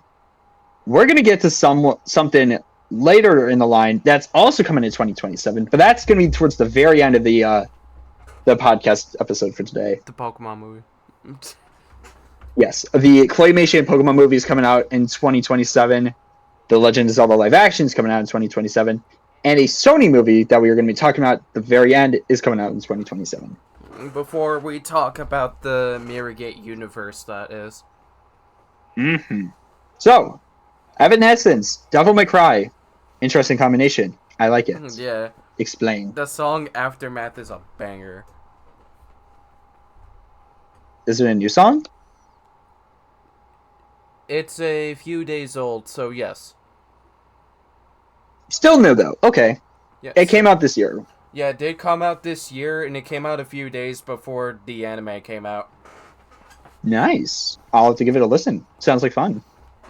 And I'm 4 episodes in on the anime so far, so I can't really give my full-on opinion, but I will say this much. It is accurate to the games, and it is really good so far. Mm-hmm. It's made by the same people. It's animated by the same people who did X-Men 97. So, yeah, it's really good quality animation.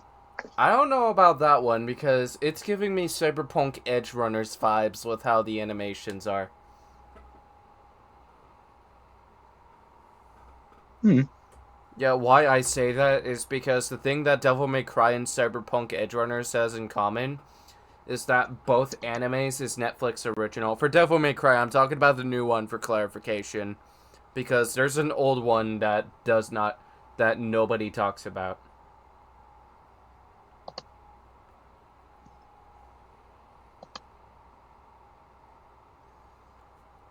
And like what I said, the game is accurate, and we've all seen the clip with the strawberry sundae. It's back from the old anime. Nice. Yep. Pretty good callback, if you ask me.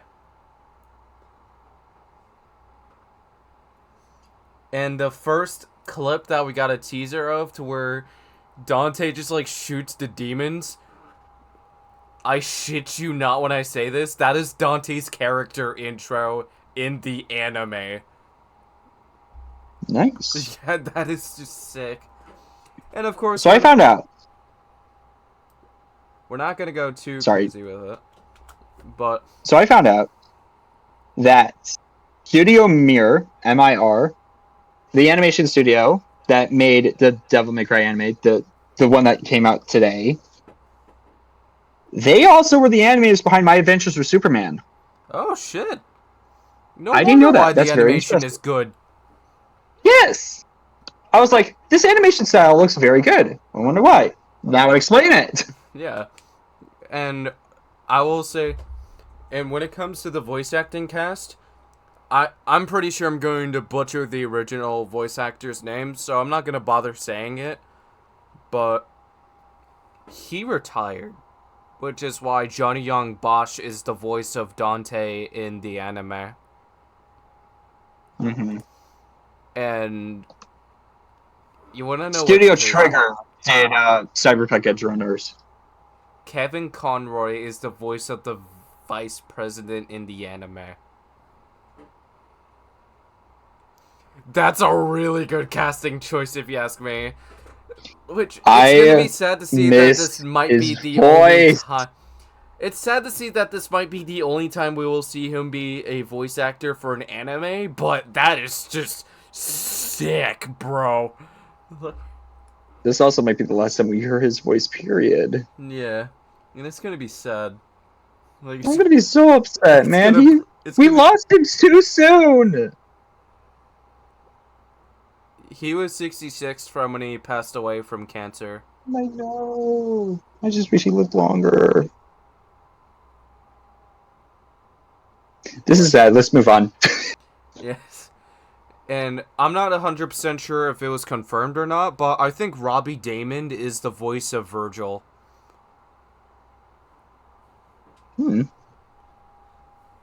Which, speaking of, I can go on the behind the scene... I can go on the behind the voice actors website just to see whether or not if I'm correct. And the voice actor for the rabbit, he sounds good. Hoin Lee. He does. Okay, so it is not confirmed in the behind the voice website on who the English voice is, but Hiroaki Harata is the Japanese voice for him.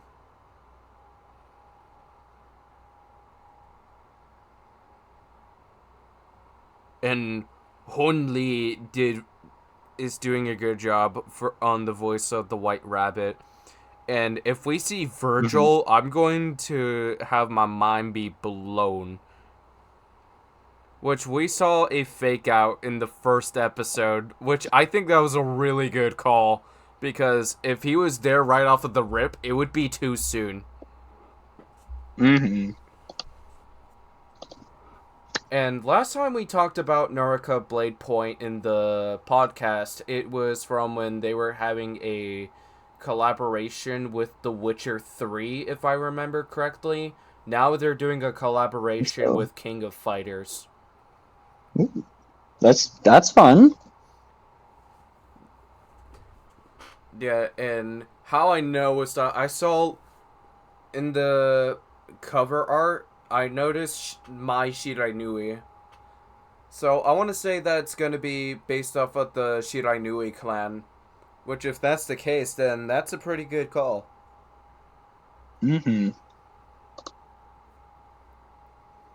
Like, they were doing their Nier Automata collaboration from when I started playing. And I pretty much stopped playing Battle Royale games as a whole from 2 years ago. I want to say.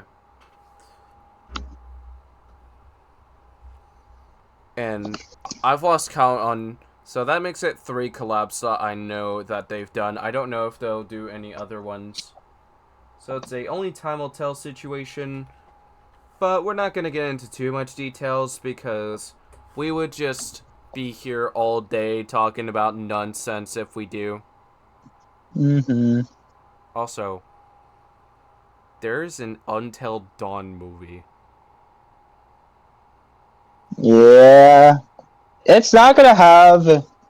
So, with Until Dawn, it is a multiple branching paths, story-based game, where every decision you make will alter the ending. Yeah.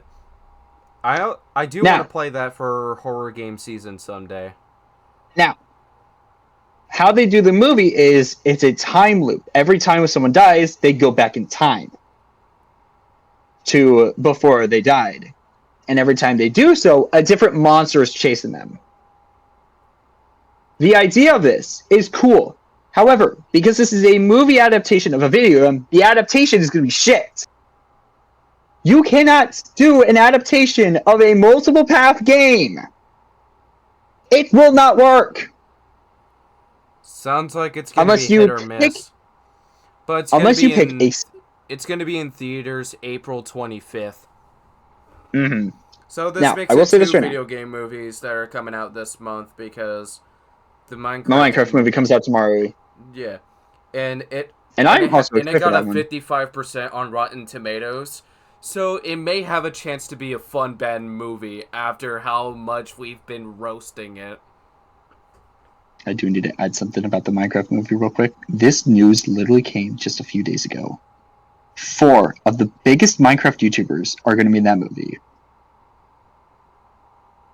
Mumbo Jumbo, the King of Redstone, LD Shadow Lady, one of the better Minecraft survival YouTubers out there, in my opinion, Aphmau, the Queen of Minecraft RPG, and Dan TDM, the father of Minecraft YouTubers. Yeah. And if I memorize correctly, there was going to be a statue of Technoblade as a way to pay respects to his passing. One of the pigs in one of the trailers has a crown on it. He's in the trailer. And we I'm don't so know happy if about he's that. in the movie. And if he's still there as a movie, that's a creative way to give him a cameo. Mm-hmm. Also, I will say this right now.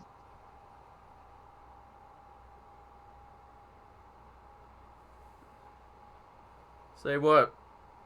So I'm looking at Mai's character design for Naraka Blade Points, and they nerfed her design a little bit. That's disappointing. I'm not going to go into further detail. Let's move on. Yeah. And I'm not gonna lie, it honestly sucks that the Until Dawn movie is just going to be an infinite loop. Like, I would just... Like, if I was I the don't think it's going to be bad. It's just not going to be a good adaptation. Like, if I was the director, I'm just playing by the permadeath rules to where if the character dies, they're dead for good. What And they their should have death done is is they going to should have impact followed the one of the story. paths in the game. Like, that's how But they I played the Quarry. If the character dies, they're dead for good. Mm-hmm. Yeah, the Quarry is like a pseudo sequel of Until Dawn. Is it? Yeah, it's made by the same studio. I know. Oh, I figured, but I don't think it's a... I think it's its own thing. Which is why I said it's a pseudo sequel. It's got the same style of gameplay, but it doesn't follow the same story. Oh, okay, that makes more sense. Mm-hmm. And also, Once Human is coming to mobile now. And it's nice to see that the game is extending on consoles. I agree. I still have yet to try it. It still looks good. I just haven't had the time to play it. I've been busy with literally everything else, life included. I'm gonna say it. The controls are confusing, which is a big flaw. Uh-oh. I ain't good. Yeah, if the controls are confusing, that is not a good look for the game. And plus, if you're not able to unlock anything if you're stuck at a point, that's going to kill your game experience. Mm-hmm. Like, that's why I stopped playing it. Like, there was a part that I got stuck at, but I wasn't able to do shit about it. I hope they update that. That sounds like that sounds like a big problem. Yeah. Like, if anything, if they don't do anything about it, the developers are gonna face controversy for it. Mm-hmm. And other consoles that I can see it going on is Switch 2, Xbox Series S and X, and PlayStation 5. Mm-hmm. I think those would make sense. Mm-hmm. We can both talk about this, but because of the fact that my voice is a bit tired and I need some hydration. Drink up, brother. Drink up. So, what type of Discord updates do we have? Well, we have theme updates. Basically, what you could do is you could change the theme of your Discord. Exactly. And I have not think it actually was tried a it good yet. decision to where I honestly think they made a good decision to where they have the colored ones for Nitro, while the free ones is like your blacks, your grays, and your blacks. Like, for example, I have mine set as black because it's easy on the eyes, and they have it set up on how you can have, like, your display thing. Like, I have to where it like displays like what servers you're in. It's thin, but not too thin to where it's too small. Just like, excuse me, just like Hmm. enough to where you get to where you can still see it, and it's like enough space to make sure that you're able to access what servers you're in, which I think is a good decision for Discord to make. But And yeah, so there are four free themes. There is white, there is ash, which is like a light gray, dark, which is the original darkest theme, and then we have onyx, which is like a super dark. yeah, I just roll with the Onyx one. And they also I go with have dark. and a Discord server update that they did is that you can have it to where it displays 20 games that you and your community plays. Ooh, that's kind of cool. It is I cool. didn't know about that one. That's nice. I like that. Like, matter of fact, let me look at some of them real quick. How do you do that? I'm curious.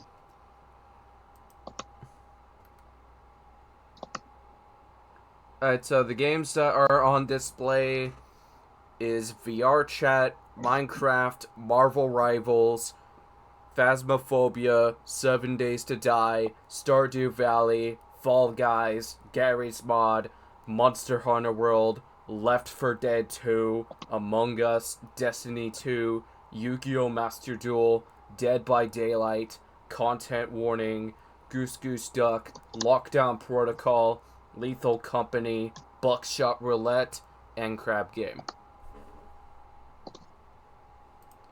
And Wow. and they have a good variety of multiplayer games that you can think of. And they have single player Hmm. games too, but we more so focus on the multiplayer stuff if we want to play games together. Uh-huh. Also, I'm just going to say this right now about Monster Hunter Wilds. Why did they make all the characters like hot? Like Gemma, Alma, both of them hot. I'm gonna have to see their designs real quick. Hold on. Mm-hmm. You're good.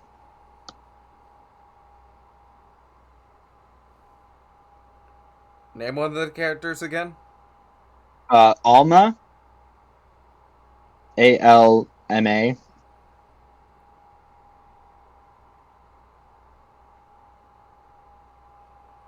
Yeah, I don't see how she's hot. I mean, some people she might be, but Gemma is definitely hot. Okay. Oh damn. Yep, Oh she is damn. hot. She is hot. I blame you for this, but I think I have a new waifu now. Yeah. The first Capcom waifu. Shit. That's not Ada, so there's that. Hmm. And also, Content Warning had its first anniversary. Yeah, it was an April Fool's game for last year, and it was just a really good one. Yeah. Like, no one knew that this game was gonna come, and I predicted that it was gonna blow up on YouTube, Twitch, like, pretty much, like, And on it social did. media in general, and it did. Like, and I also predicted that people were going to have fun modding it, and I was correct. Hmm. But the criticism that I have is that on some occasions, modded content warning may not work properly. Hmm. But nevertheless, it's a fun game, and we gotta play Oh that yes, shit again. I agree. Like, it's been a hot minute. Like, matter of fact, like, when we do horror game streams, Lethal Company, Content Warning, Repo, Lockdown Protocol. Well, Lockdown Protocol doesn't count, so we can scratch that. Hmm. Phasmophobia, Devour, Demonologist, Labyrinthine. Those would be fun to Hmm. play.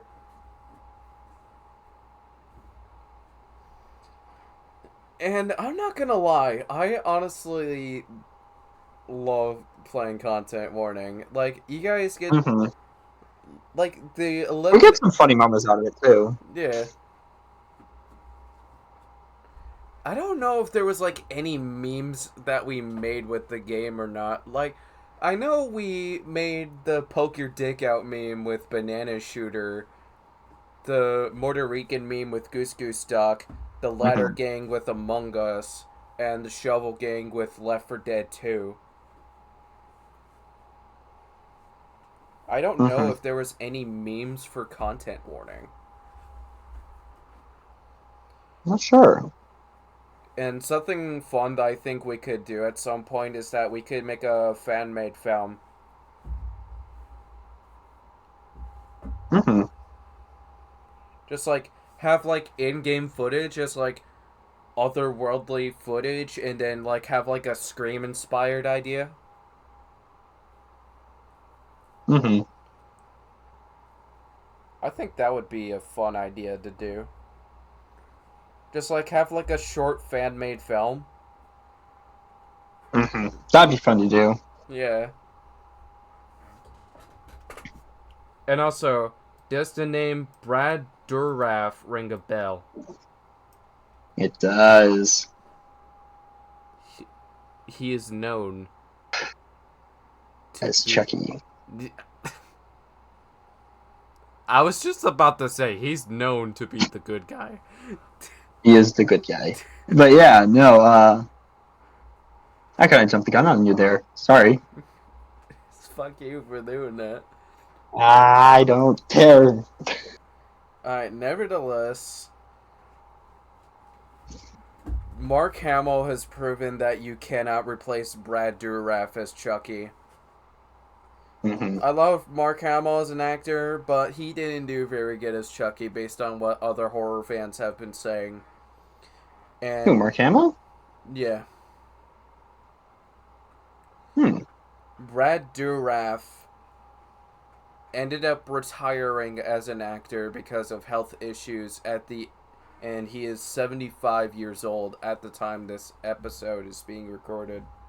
And I don't blame him. That is a very good year to just stop. Just take it easy for the rest of your life. Yeah. Just like have like a peaceful ending to your life like how James Earl Hmm. Jones did. Agreed. But yeah, it is going to be a little hard to just not hear him anymore as Chucky. And if we get a new Chucky voice, I hope we get somebody who sounds accurate to him. Hmm. And the Now, reboot of Child's Play is not canon. So there's that for a positive note. oh, yeah, I figured. Like, who knows who could be like a replacement for Chucky if we ended up getting one, because if we don't get a good one, it's not going to feel the same seeing Chucky. Mm-mm.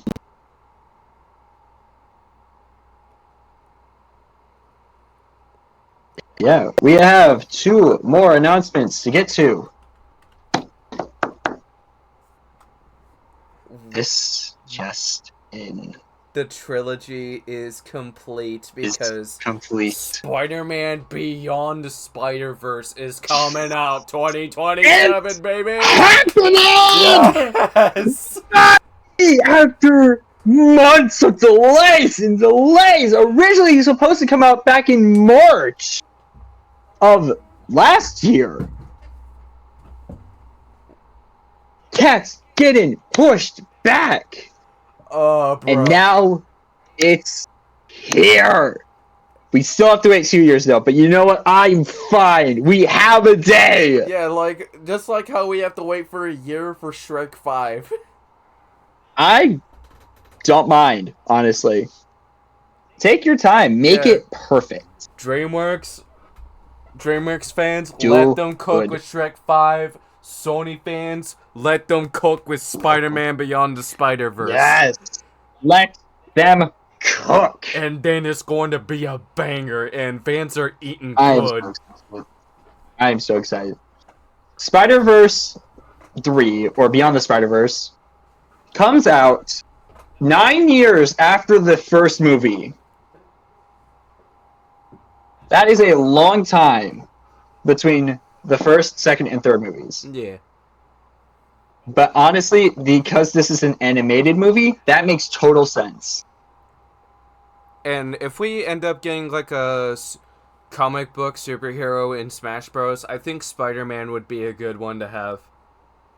That would be a very fun one to have. We got a couple of teaser images for the movie, but that was it. We don't know anything else. Yeah. Oh, plus a release date, but that's it. And the only teaser that we know of is Five Nights at Freddy's 2, and of course it's going to be based off of the toy animatronics. And Balloon Boy is his own animatronic instead of being a figure now. Which, that figure was still creepy, just popping up everywhere. It was. Like, there It was funny, not though. one, not two, but three But jump three. scares.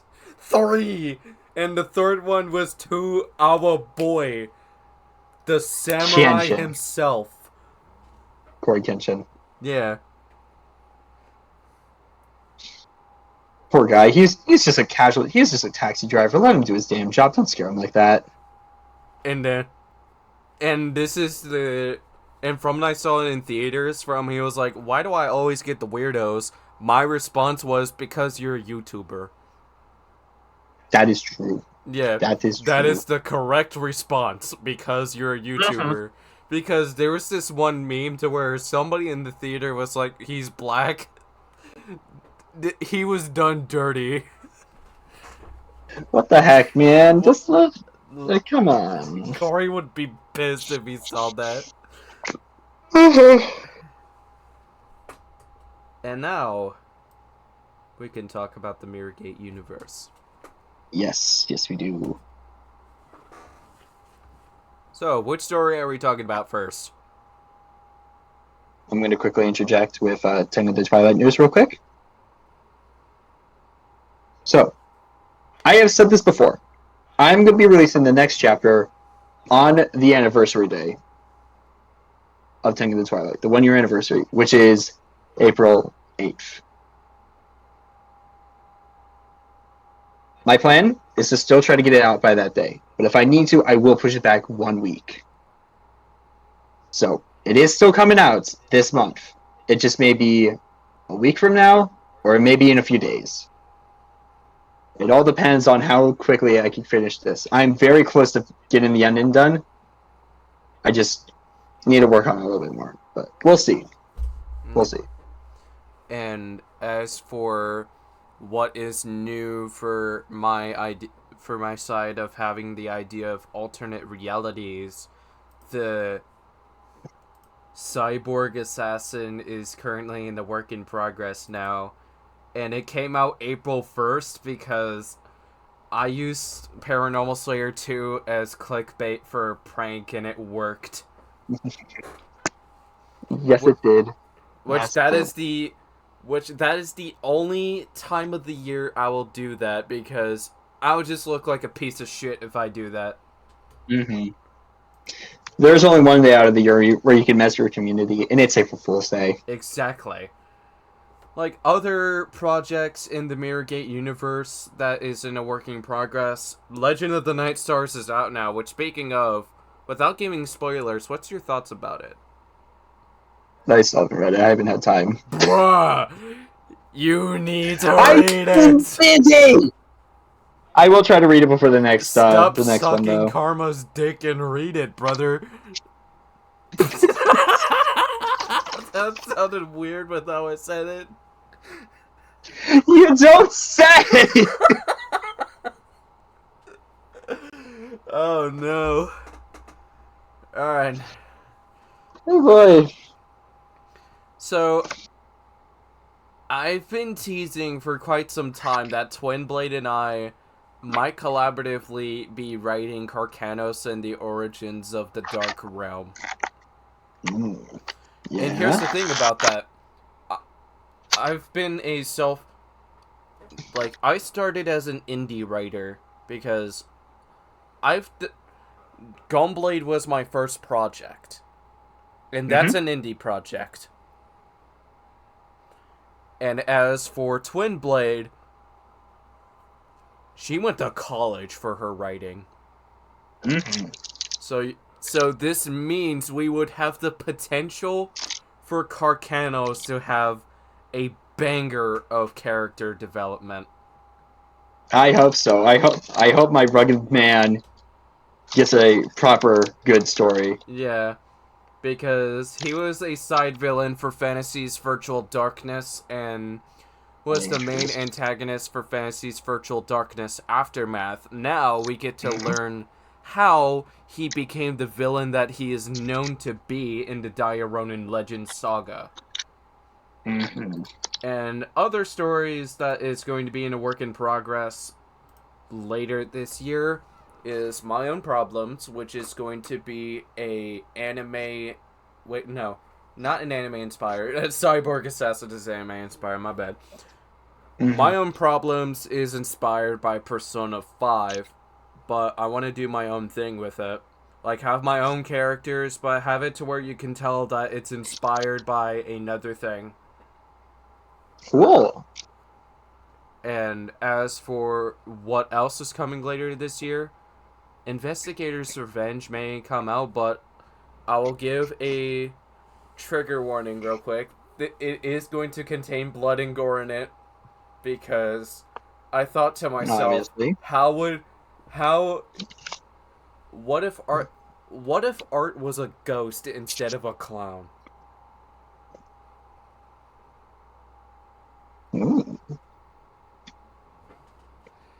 Supernatural gruesome kills can be in there. And you want to know what idea I think would go hard for if it was to be adapted? What? I do want to collaborate with Blumhouse for if it was to be adapted, but it would be insane if we collaborate with Damien Leone as a director. That would be insane. And as for other projects that is coming for the Mirrorgate universe, we teased this in the last episode, but Dreaded Shadow and I are talking about doing a God of War 3 inspired story known as Blue Spartan. And he and I are talking about he and I are already talking about ideas for it. And we don't know when his merch design is coming out yet. Which, speaking of, when is yours coming out? My personal merch is coming out when I hit 100 subscribers. I'm not releasing it beforehand. You guys know what to do. Well, you can, if you wanted to, you can make a design and then have it prepared for when the time comes. I already sent Rose an idea a while ago. So, the resident artist gets to work. Yeah, if anything, I will recommend some artists to you, and then you could, choose who you want to commission for it. That's what I would do. Matter of fact, when it comes to merch ideas for the buddies, one idea that I think would be pretty sick to do. Oh, come here. Come here. Come here. Sorry, my dog's down here. Jet! What? Come here! What the dog doing? Can we see the doggo? Keep walking away. Oh, we don't see what the dog doing. No. No dog. Not today. Alright. Where was Maybe I next again? time. Merch. We were talking about merch designs. Oh, yeah. For when we do a merch collab for 2026, who would be someone that you would want to do a merch collaboration with? Ooh. That's a good question. I don't know, honestly. Yeah, I don't blame you for that one. I have no idea. Yeah, honestly, doing one with Mel Lucille, I think would be a pretty cool one to do. Either for an anniversary theme or a New Year's theme.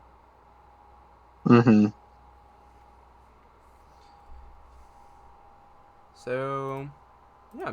And as for the Mirrorgate universe, who knows where the rest of the story is going to go. Oh, Th1ngs is Th1ngs having a free weekend deal? I have no idea. Yep, it's having a free weekend deal. Mm. Cool.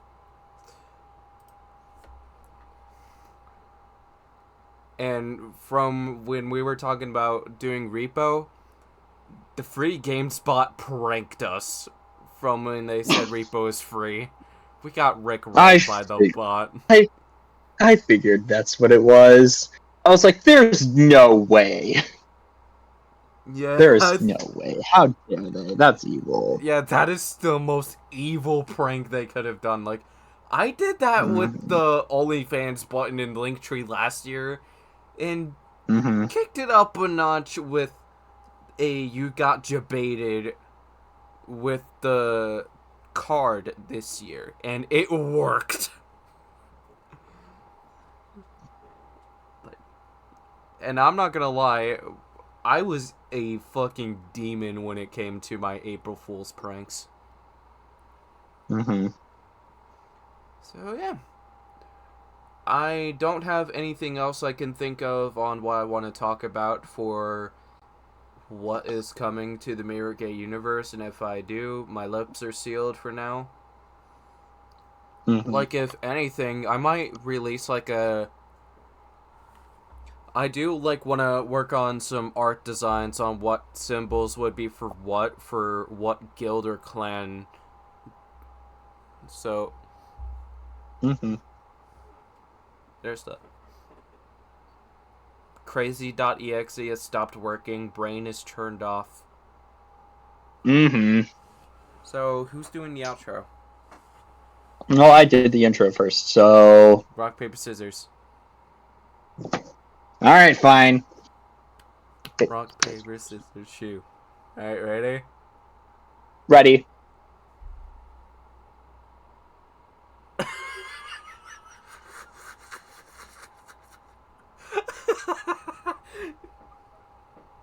Middle finger beats paper, bitch. I'm just kidding.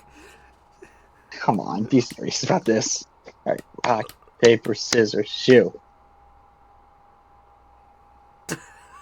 You got the same thing. Alright. No way! Alright, rock, paper, scissors, shoe. Ready? Damn it.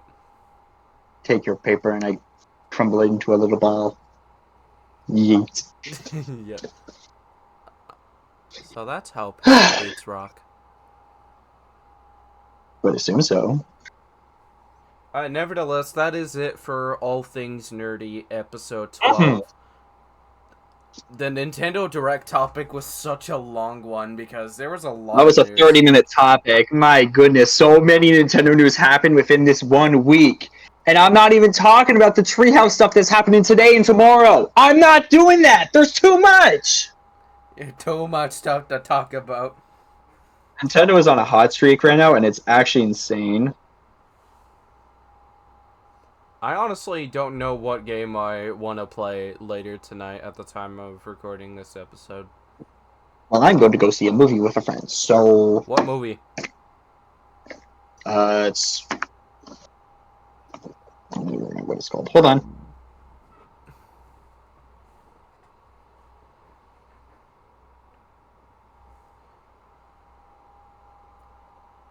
Yeah, and of course, if we play Repo for next month's monthly stream, we should collab with somebody.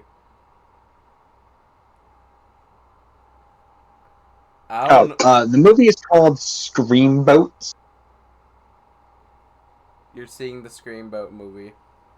I am. You're gonna see Mickey Mouse killing people. Yeah. Should be fun. Well, not Mickey, but Steamboat Willie. Yeah, that's why I made the joke. Nevertheless, see you guys in episode 13. You wanna know what's crazy? We're 12 episodes in and we haven't had a guest yet. Nope. We need to do that. We need to fix that. Octic doesn't count because he was barely there for episode 9. Sure that. Nevertheless, All right, now bye, guys. for real this time, see y'all around. Adios.